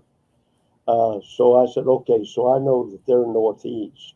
Well, I didn't know that Howard and Gross were either east of me or southeast of me. I thought the main group was up to the northeast. So I started heading that way. And it was like walking on not quite a golf course, but it was, short grass with big rocks strewn in different places, like uh, the roughs on a golf course. You know how you have the sand pits and stuff. Well, we didn't have the sand pits so much as there were big boulders in groups every so often, and then very small grass, short grass through the rest of the area. So I'm moving along, and then you have bomb craters every so often. So I'm moving along to the northeast, and I come across Baylor and McNair and several parachutes. They'd hidden them up against the boulders. And the beacon was there, and so I knew, okay, that's my guys. So I kept moving in that direction real slowly, and I got over. There was a stream that ran through the area, and it was about it was like in a wide ravine, maybe 6 or 8 feet drop down to the stream, and that area was maybe 10, 15 yards across, open. So as I'm getting closer, I'm hearing talking low. Somebody's carrying on a conversation. I knew it wasn't an American. It sounded like yards. So I thought, well, that must be dumb stuff you think about sometimes. But anyway, I walk up, and I didn't know exactly where the drop off was or where the stream was. In fact, I didn't know there was a stream there until I got right up on the edge of it and looked down. So, there it is. Well, there's 5 or 6 guys sitting down there with weapons. And so I'm stopped and looked at them, and this guy looks up at me, and we just kind of look at each other for a few seconds. And I said, I'm getting out of here. So I took off running. I thought, well, I'll get away from them, and we'll compromise maybe the rest of the team and stuff. So I'm running along, and pretty soon these guys are chasing me, and nobody's fired a shot yet. And I still don't understand why they didn't do that. But I hit another stream bed, and it was like a tunnel. Dropped in it, but it was wide, and I thought, well, I'll head up this stream bed underneath the trees. They won't be able to see me, and go for a ways and then pop out maybe again. So I'm going up the stream bed in this tunnel, and these people come up. I can hear them behind me splashing in the water. So we're dodging boulders and rocks and running. And I look back, and I can see that they're not that far away from me. But again, nobody's fired a shot yet. And so I pull out these 2 little mini grenades, that go inside the 40 millimeters, and I pull the pin on one, I pull the pin on the other, and I'm running along, and I just throw them behind me, and I count 1, 2, 3, 4, and then I dive behind this big boulder, and the grenades go off, boom, boom, and of course, you come out and the grenades, you got all of that gray smoke and crap, and so I look forward, and I think I could see something, and I take a step forward, and I see this guy laying with his back to me. It had knocked him down, and he was laying facing back downstream, and his back's to me. So I pop him twice, big times, with my car, and then I notice a guy kind of stagger out from this boulder, and so I pop him. And then I move up the stream a little bit, and I'm getting out of this sucker. So I cut up the bank, and I come up through the bushes of the stuff that's surrounding this stream, and I pop out, and there's 2 guys on the outside of all this undergrowth, trying to see down into the stream to see what the hell's going on. They've heard gunfire. The 2 grenades have gone off, but they're not shooting either. So I popped the first one, the second one, he fired some rounds, knocked him down. And with the old 5.5, I mean, the guys are finding it. They found it in Iraq and Afghanistan. And I had 5.56 round isn't necessarily a killer, uh, but it'll knock people down and stun them and stuff like that. But like Glenn back, that guy got up 3 times. He shot him 3 times. He shot him in the chest. The guy got up. He shot him in the chest. The guy got up. He shot him in the chest. He went back. So anyway, and I took off running. Well, trying to head generally south because I want to get as much space between me and the guys that went north, so that I can put, uh, air in to break them off me if I need it. So, some more people pulled up, and there was gunfire. Uh, it wasn't accurate, but every once in a while, something would ding off a rock near me and stuff like that. So I got up there, and I stopped behind some boulders, and I'm looking around. I moved to the next set, and then I saw a guy that was doing the same thing follow me. And so uh, he was following me specifically from Boulder. He'd run across the open area to the same boulder I had been in, you know. So I said, okay. And then there was a couple guys behind him.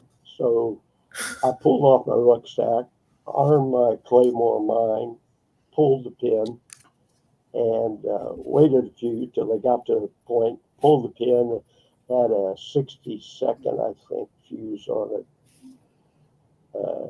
May have been 2 minutes, but anyway, I took off running, and they, saw me, started shooting and following, and then the Claymore got at least one of them, knocked them down.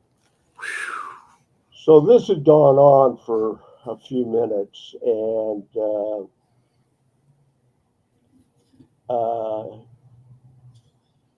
I kept heading south, and I finally got to a point where I kept watching, and there wasn't anybody following me. And it was so open, it would really be hard for them to flank me left or right. I mean, you could see, 400 or 500 yards in some areas between the boulders and stuff. It was just open ground. So I just didn't see any more activity. So I went up and got in a bomb crater, went to these boulders, sat down for a while, was watching the thing, trying to get hold of Covey, and finally got hold of Covey, and I rolled around the other side of this bomb crater, or this boulder, there's a bomb crater out there. I said, okay, I'm going to go get the bomb crater. That way he can see me. I'll put my panel out. He can mark me, know exactly where I'm at, and then direct things around me if I need them. So that Covey was trying to find a hole. It was overcast and moved in. He was trying to find a sucker hole to get down in underneath and see what he could see. And I think he did. Mm-hmm. He located me, got a point, got my panel, and had some idea where I was at. And then I think he had to leave, but he had helicopters coming in. And they messed around until they finally started talking to the helicopter pilot, lead pilot, and gave him situation. I hadn't seen anybody, no shots have been fired lately, and they found the sucker hole, dropped down through, and he came down in and sat down between the bolter and the bomb crater, and I got up and got on the bird. Now, the bomb crater was full of water all the way up the edge, so I was kind of floating in this thing, in this bomb crater with my legs out behind me, and they were just floating in the water. But I got on the bird. We lifted up, and the crew chief said, "We're going to go get somebody else." we got, they found another part of the team. And so I said, okay, I thought it was McNair and them, but they headed down south or east. And I looked out, they came in and hovered over this low spot. And it was Howard and Gross had got together during the night. And but the bird couldn't get down to sit down to get them. But we had those big aluminum ladders rolled up on our birds on our slicks. And so I cut the ladder loose and pushed it out the right side of the bird. And Gross and Howard came up into the bird. And boy, I was glad to see them. And then we moved just a little bit more, and there was 2 yards, and they came on board, and then we flew back to Pontoon. So, and then later on that day, they pulled McNair and Baylor out. They made contact later that afternoon. So that's it. And for the record, I was showing Glenn Wright. Glenn Wright was the pilot who had John Plaster with him, and the second man who came on station as you were getting picked up is then Lieutenant Paul Kurz, and I think he's on, or either Mr. Glenn is, but they will be glad to hear you give the play-by-play of that, because they had been so curious how in the heck you got out as quick as you did when they were getting off station and trading duties. And by the time he got there, you were safe and sound, much to his pleasure, of course. Yeah. And I tell you, those guys, and anybody who worked at CNCs will tell you, the Coveys were our lifeline a lot of times. And the fact that they're trying to find a damn hole to get underneath the clouds, and they don't know how low the clouds are. And there was a mountain out to the west of us, the Teacup, and the Idrang there.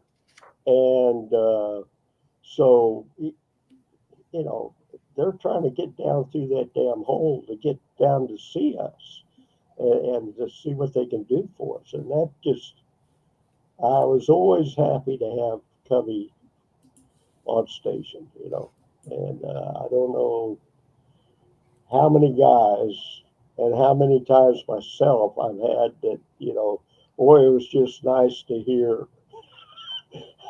this is Covey 248, oh God, thank you. Mr. Paul is listening right now. Covey 582, Mike 14. That's him. So I know he's happier than a pig in a poke to get to see you and be on here. Your service, I'll tell you. And Mr. Greg Dink Jordan also wanted me to tell you hello. He got mixed up in the chats, but he was also wanting me to tell you hello. He had just messaged me a minute ago on my cell phone and was wanting to make sure you saw the hello. But when I first heard those 2 stories of their incidences with you and the hole, and then hearing Howard's back when we first met and all that, and the craziness they went through, I showed that photo of them meeting up at that particular time and taking a photo for whoever happened to find that camera if they didn't get out. It's just one of the wilder SOG stories there are. It is. It's just unbelievable. Do you there is a question, and people are talking about one of the MACV-SOG men being not Ted Braden, that's one of the SOG guys, but being DB Cooper. Did you ever hear about Ted Braden, who was early FOB2 SOG man that ended up going MIA or basically AWOL and went to South Africa to run as a mercenary and got caught? And people have got some compelling evidence that he might be DB Cooper and would have the skills to do it. No, I didn't know him, and but I remember when D.B. Cooper did his thing, we were talking about at Fort Bragg. Uh, there was, within the Special Forces community, if this ever happens again, what they ought to do is put a halo team on another bird, get in behind that bird, and then the guy drop the halo team on top of it. All kinds of weird stuff like that. That you know, our fertile minds were generating stuff, but yeah. That's No, I didn't know the man. I yeah, didn't he know was early SOG, 66, the man. 67 and all that. And I think he even forged his whatchamacallit, his birth certificate to get into WW2 and actually made a jump. So it's pretty wild. Mr. Terry from the CCC Hatchet Force, there are so many SOG stories that sadly won't be told except on these podcasts because one question or a story leads to another. Yes, sir. And sadly, we've lost a lot of great men that would have been able to share some great stories with us too. But we I don't want to hold you. I've already held you way longer than I wanted to, but we'll kind of transform here into your latter stages since I know you're not going to be able to talk much about it for security purposes and what have you, which we absolutely respect. Could you tell us a little bit about what it was like after that? How long were you still operational at CCC or with SOG until you were de-roast back until you found your way to over there with Charlie Beckwith and the guys? I actually I had put in for an extension, God, and when I went down for the another. halo jump, and it got disapproved while I was down there. So First Sergeant Simpson sent me a message at Longton, and he said uh, that your extension's been disapproved. You need to return to To the flat. Khartoum on the first available aircraft coming north.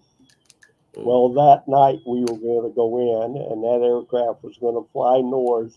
So, so that's how that I got.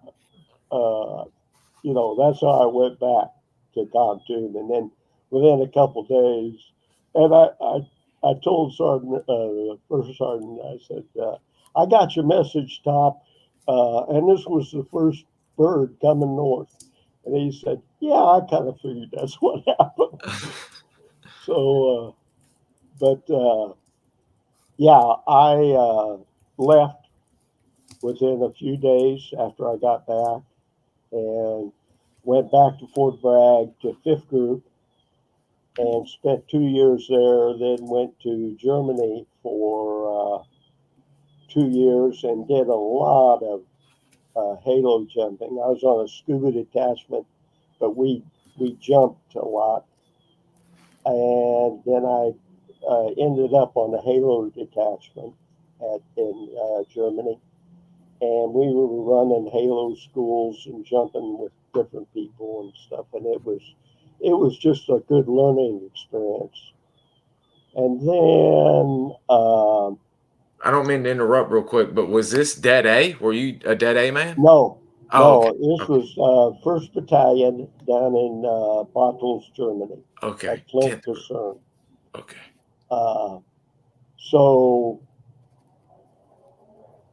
while I was at closing out my career or my tour in uh, Battles. Tolls, I had a team sergeant that had been on the Army parachute team, uh, Bob Donahue.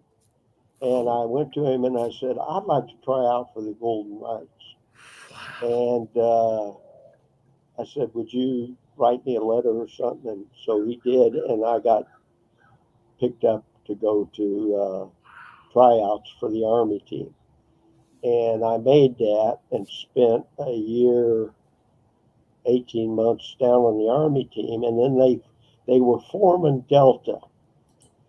And we kept hearing about this unit they were forming. Nobody was talking about it, but whatever.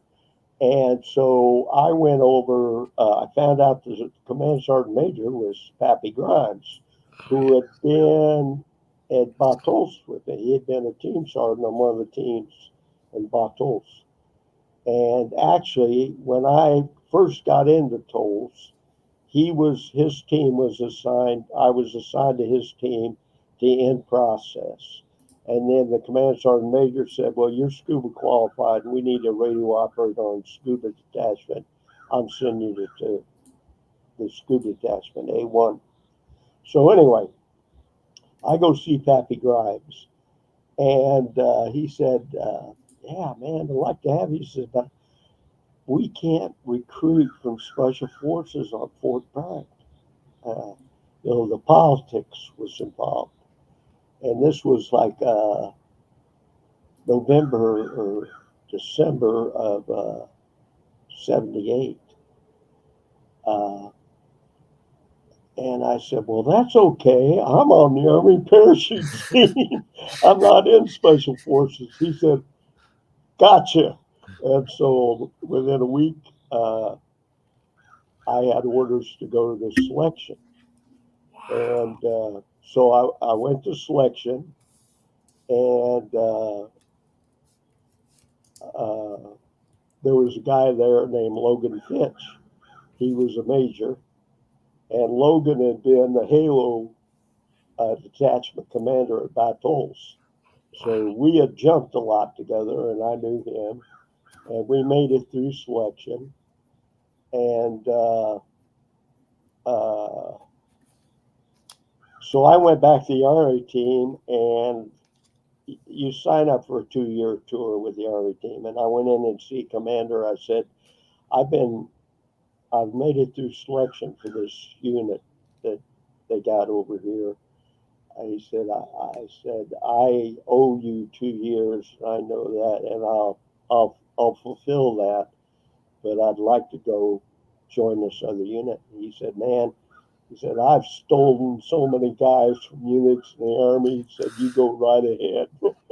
Wow. So I reported back to the stockade, and we they had to run a couple more selections to get enough guys to run an operator training course. And we ran our own operator training course. The Brits came over and helped us tremendously. 2 guys from 2-2 SAS. And so that's how I got there. And that was just exciting times because nobody else was doing this, and it was just you generated ideas, and it was just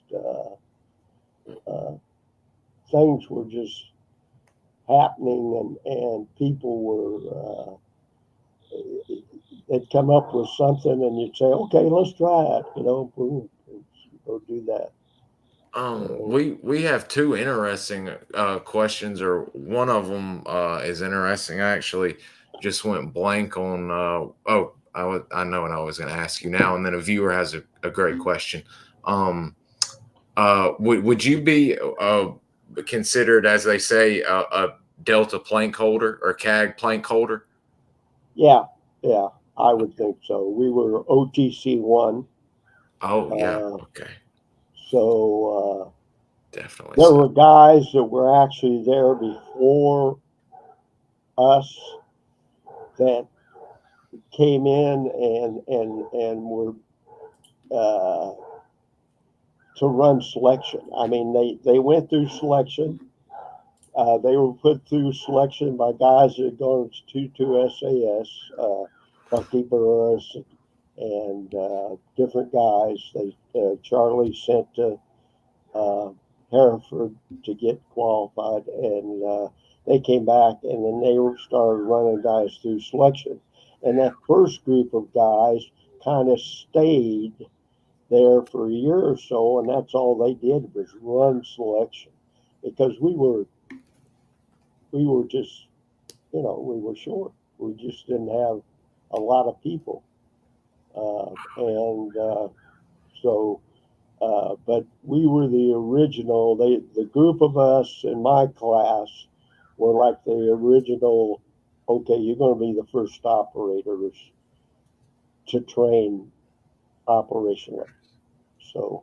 Wow. And this is an interesting question because some of the other SOG men that continued on ended up in Blue Light, and I think a few ended up going on, crossing over to Delta with you guys. But Josh was curious if you could talk any about Dead A and Blue Light's influence, or were there any competition with y'all for trying to get stood up?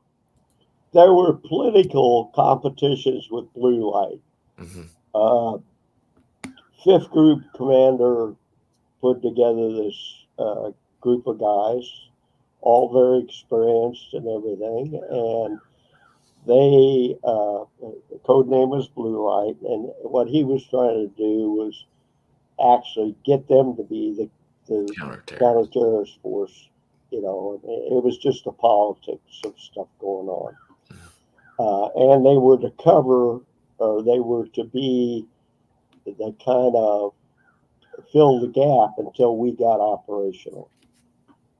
But their ultimate goal was to be the unit, So there was a little competition there. We didn't hear a lot from Dead A, although they were doing this kind of stuff, hostage rescue, direct action jobs, in Berlin. And in fact, we worked with them once. But Blue Light was kind of, it was a political thing.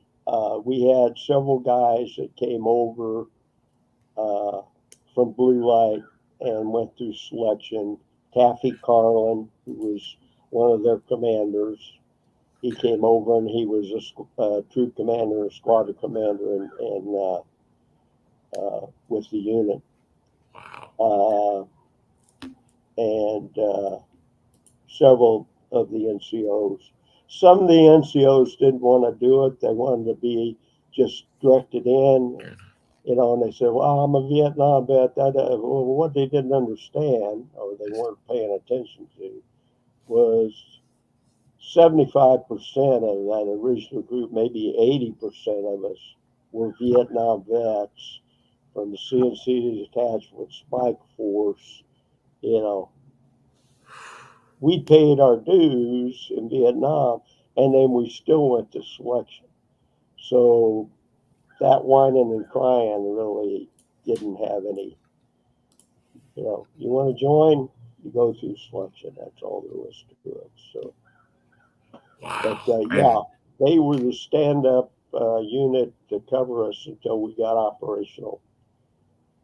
Wow. And we've got a few photos right here we're going to start winding it up unless questions pop up. But there's Mr. Rick Hendrick from CCN working with the Dead A when y'all were getting ready for the Operation Eagle Claw.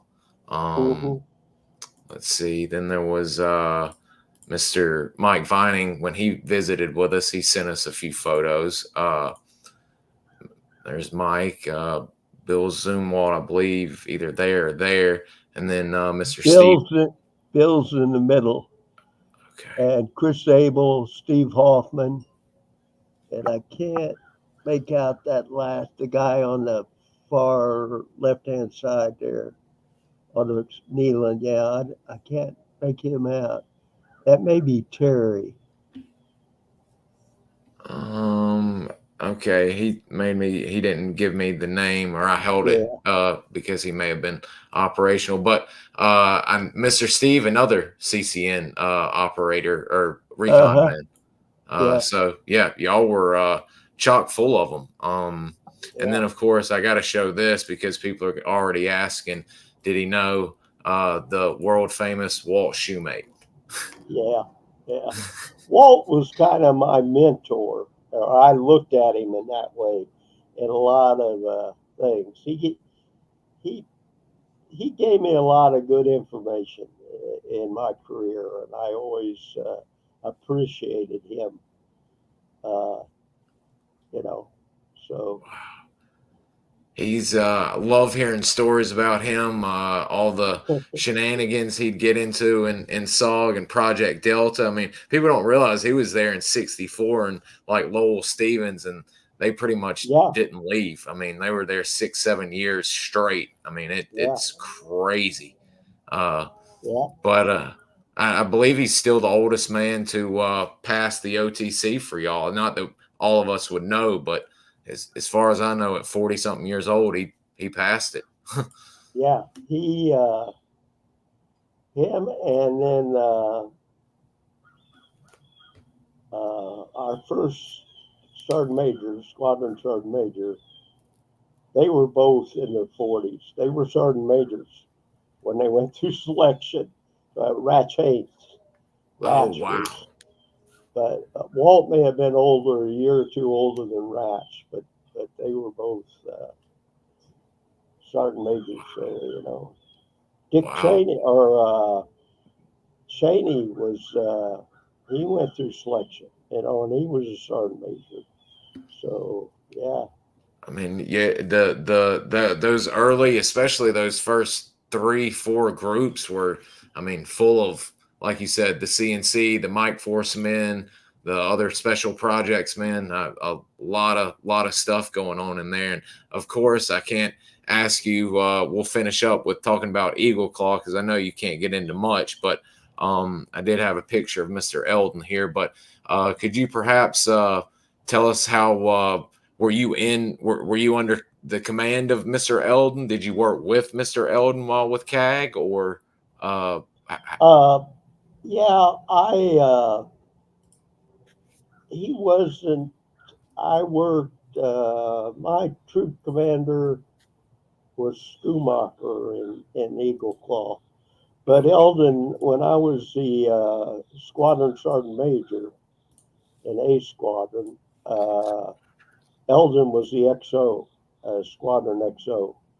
And then when he took over as squadron commander when Boykin left. Uh, so I worked with him uh, at those times. Yeah. wow. And we of course heard a lot about his exploits in Vietnam, and he had pretty much was he operational for a period of time, a shooter so to speak, with Delta, or he'd already worked his way up to where he was in a command staff position. No, he was. He'd gone through selection and went through OTC, so he was an operator. Wow. Okay. But he was an officer, which meant he was a troop commander or the squadron XO or squadron commander, or ultimately the Delta commander, down the road. So our officers go through the same training, operator training, and have to pass just like everybody else, like all the Yeah. enlisted NCOs. So yeah, Delta Eldon was an operator. We definitely heard a few stories from Mr. Mike and Mr. Mo Elmore talking about the officers did not get any leeway cut on them getting in or securing a spot. That was always interesting, especially with the background and combat experience. Is like it doesn't matter. You're gonna have to go through this and pass it. And of course, Yeah, there's Mr. Larry Friedman, who we spoke about earlier. I've got a good friend that is a would like to write a book on Mr. Larry, and he's always wanting me to ask any man that ever came in contact with him, what was Mr. Larry White? White, not white. what was Mr. Larry like? He was just a hell of a guy. Very intelligent. Oh yeah. Uh, he was our one of our snipers for a long time. Hmm.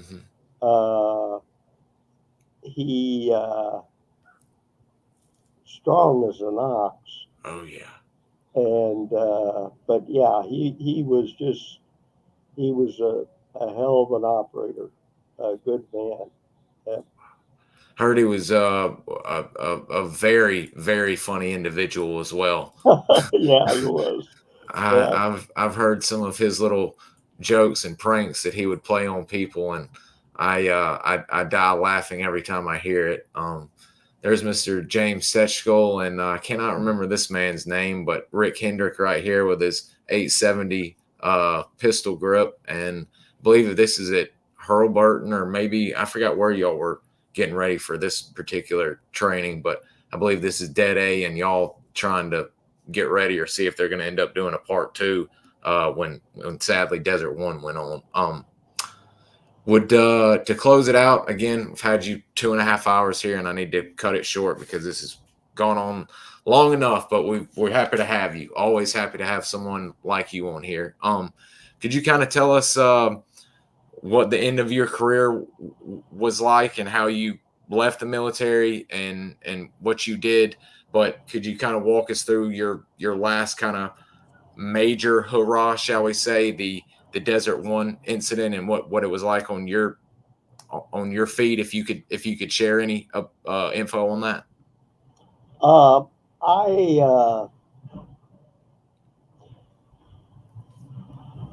I left the squadron as a sergeant major and went up to be what we called at the time the pilot team sergeant major, and did that for a year or so, and then Colonel Down or General Downing uh, selected me as his CSM at JSOC. And I went up there and spent 2 years at JSOC, and we actually took JSOC to the first time it went to war. And we had A and B. We were hunting scuds, uh, and A and B were over there. And we were way out west by ourselves, and it was kind of a good experience. I One of the things I did was I was talking to General Downing, and I said, we need somebody, if this is going to be a long war, we need somebody that's a scavenger that could go find stuff that nobody else is using and get it, in country. Because there's always stuff, the military ships in a bunch of stuff and it sits on docks and stuff like that. Well, Walt Shoemate, you couldn't go anywhere in the world and Walt didn't know somebody. So I said, Walt was the safety officer down at Delta. And I said, sir, we need to bring Walt Shoemate in and send him down to Riyadh and the dock area and have him establish contacts just so if we need something, he'll know where to get it. Now, we were JSOC and we had unlimited stuff. I mean, we could get about anything we wanted. But I got,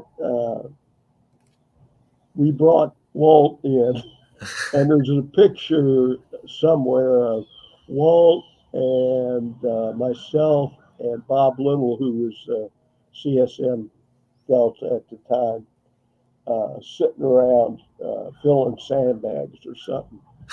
And but I said, hey Walt, I just wanted to get you in on your last hurrah. So, he'd fought in Korea, Vietnam. Uh, Later. we'll get you in here on Desert Storm too. So, Gosh, what a yeah. guy! What a guy! And it's a sad mission and all of that. I hate it went down because I know that would have been the ultimate test for Delta to get in there and actually show, like you were saying, here you are doing the shoot house dog and pony show and all that. And I mean, I can only imagine how eager and anxious y'all were getting on the ground. And uh sadly everything just turning into a pile of dog poop for you. Well, it wasn't. We did a lot of that was political. Uh, we didn't really find anything, but we kept people. The operators on the ground kept people looking, and they got a lot of experience. And when they went back into Iraq, I've talked to the guys that did that had gone into Iraq across the desert. They actually got hold of guys that had been in the squadrons in Desert One and picked their brains on how they prepared to do that job, and they that's the nice thing about Delta. We maintain a historian, and they're constantly talking to old guys that did different things so that they maintain that historical uh, Knowledge, so to speak. knowledge. Yeah, and they did.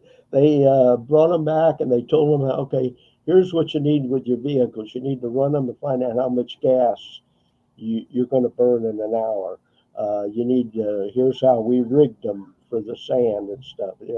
All kinds of stuff to help those guys that went into Iraq at first. Really help them out on things. All those So lessons learned in blood, sweat, and tears, make sure yeah, they're followed and not repeated again. yeah, and it was that was the first time we'd really used. Uh, Wide we variety of aircraft. satcom or not satcom, but satellite radio. There Oh, were 12 uh, GPS satellites up.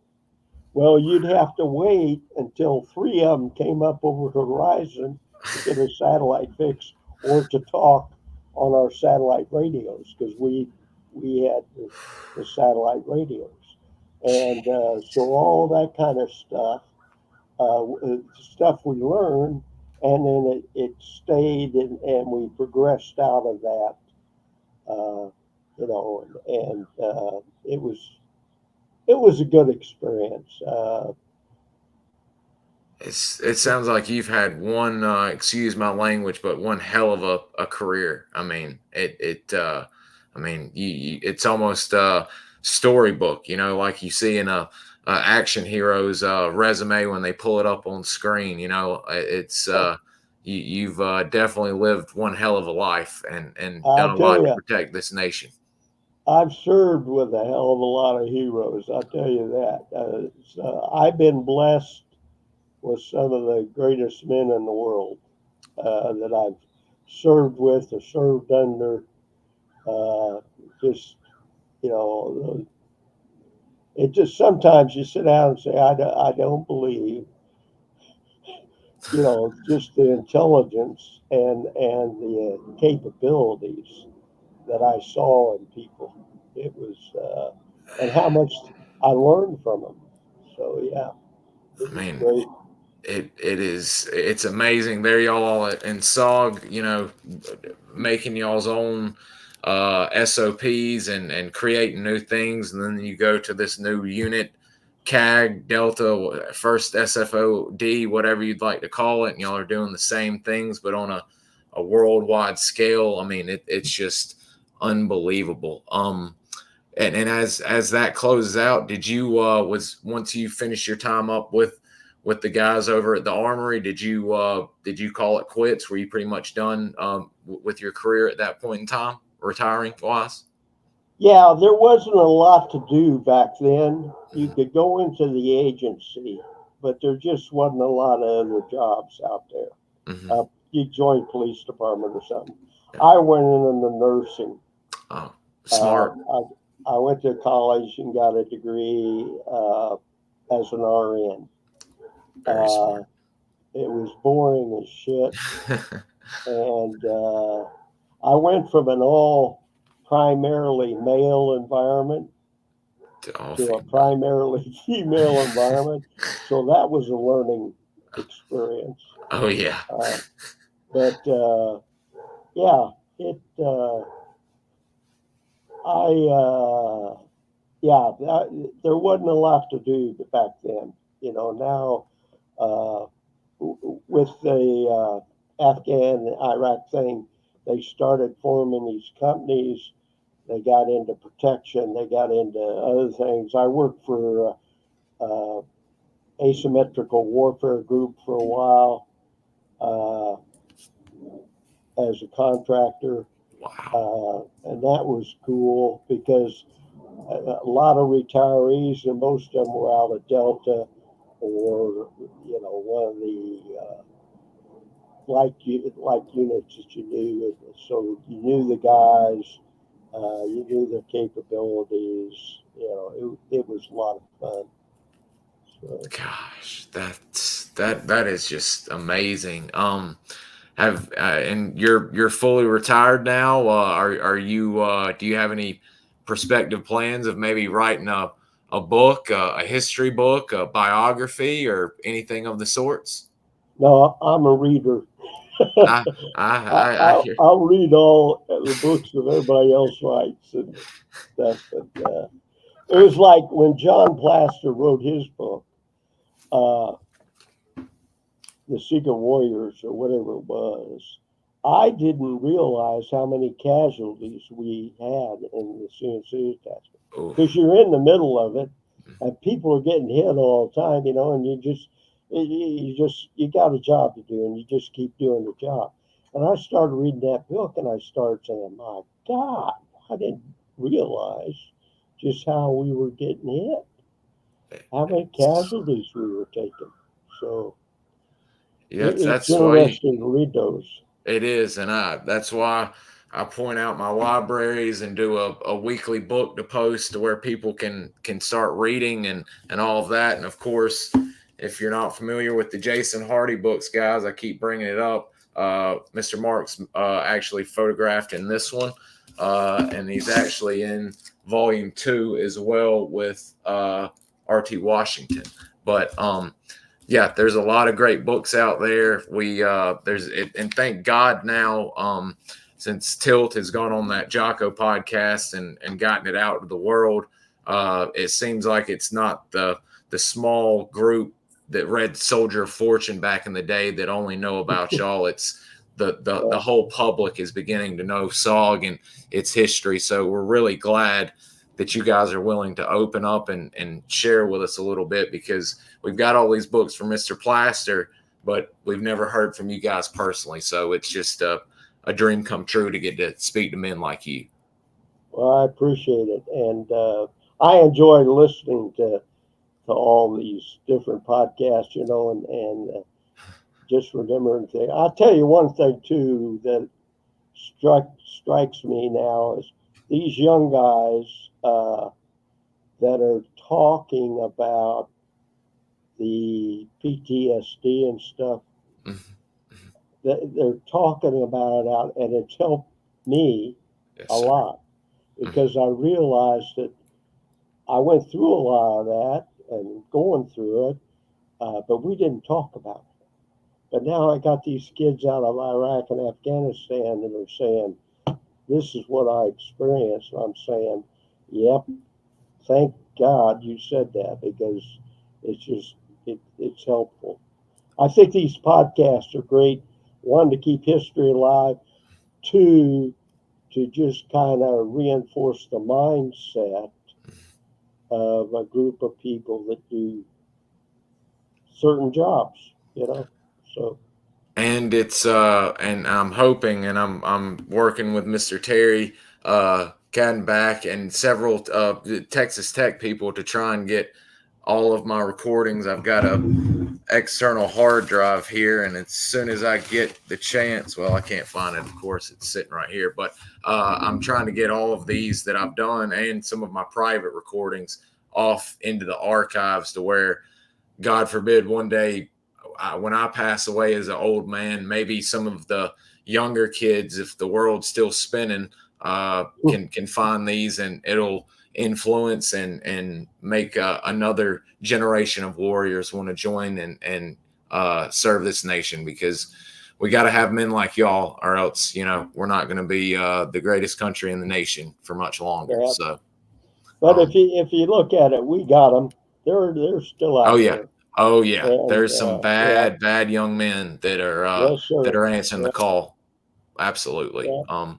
Well, I just want to thank you. Well, before I even close, is there anything else you'd like to say before we shut down? No, Bud, I appreciate the time you spent with me, and if I can ever help you again on anything, feel free to call. I greatly appreciate that, and I've actually gotten my photos printed off, and I'll be getting those. I'm gonna have to wait to get them to you because we're about to get hit by that storm, and I'm not letting those babies get lost in the mail. So I'll probably wait about a week, but I've got those ready to send your way. But I appreciate that, and I'm sure I know we'll definitely be talking again. I appreciate that greatly, and guys, if y'all got questions, get them to me, and if they weren't answered, if y'all are coming in late, I'll try and get them to Mr. Mark, or when we talk again, I'll get him to answer them, and I'll get them out to you guys. So just let me know. And again, Mr. Mark, everyone is thanking you, and I'm thanking you for spending almost 3 hours with us today. It means a great deal. Well, thank you, Bud, and fair winds. Yes, sir. You have a great afternoon. All right. Thank you. Bye-bye.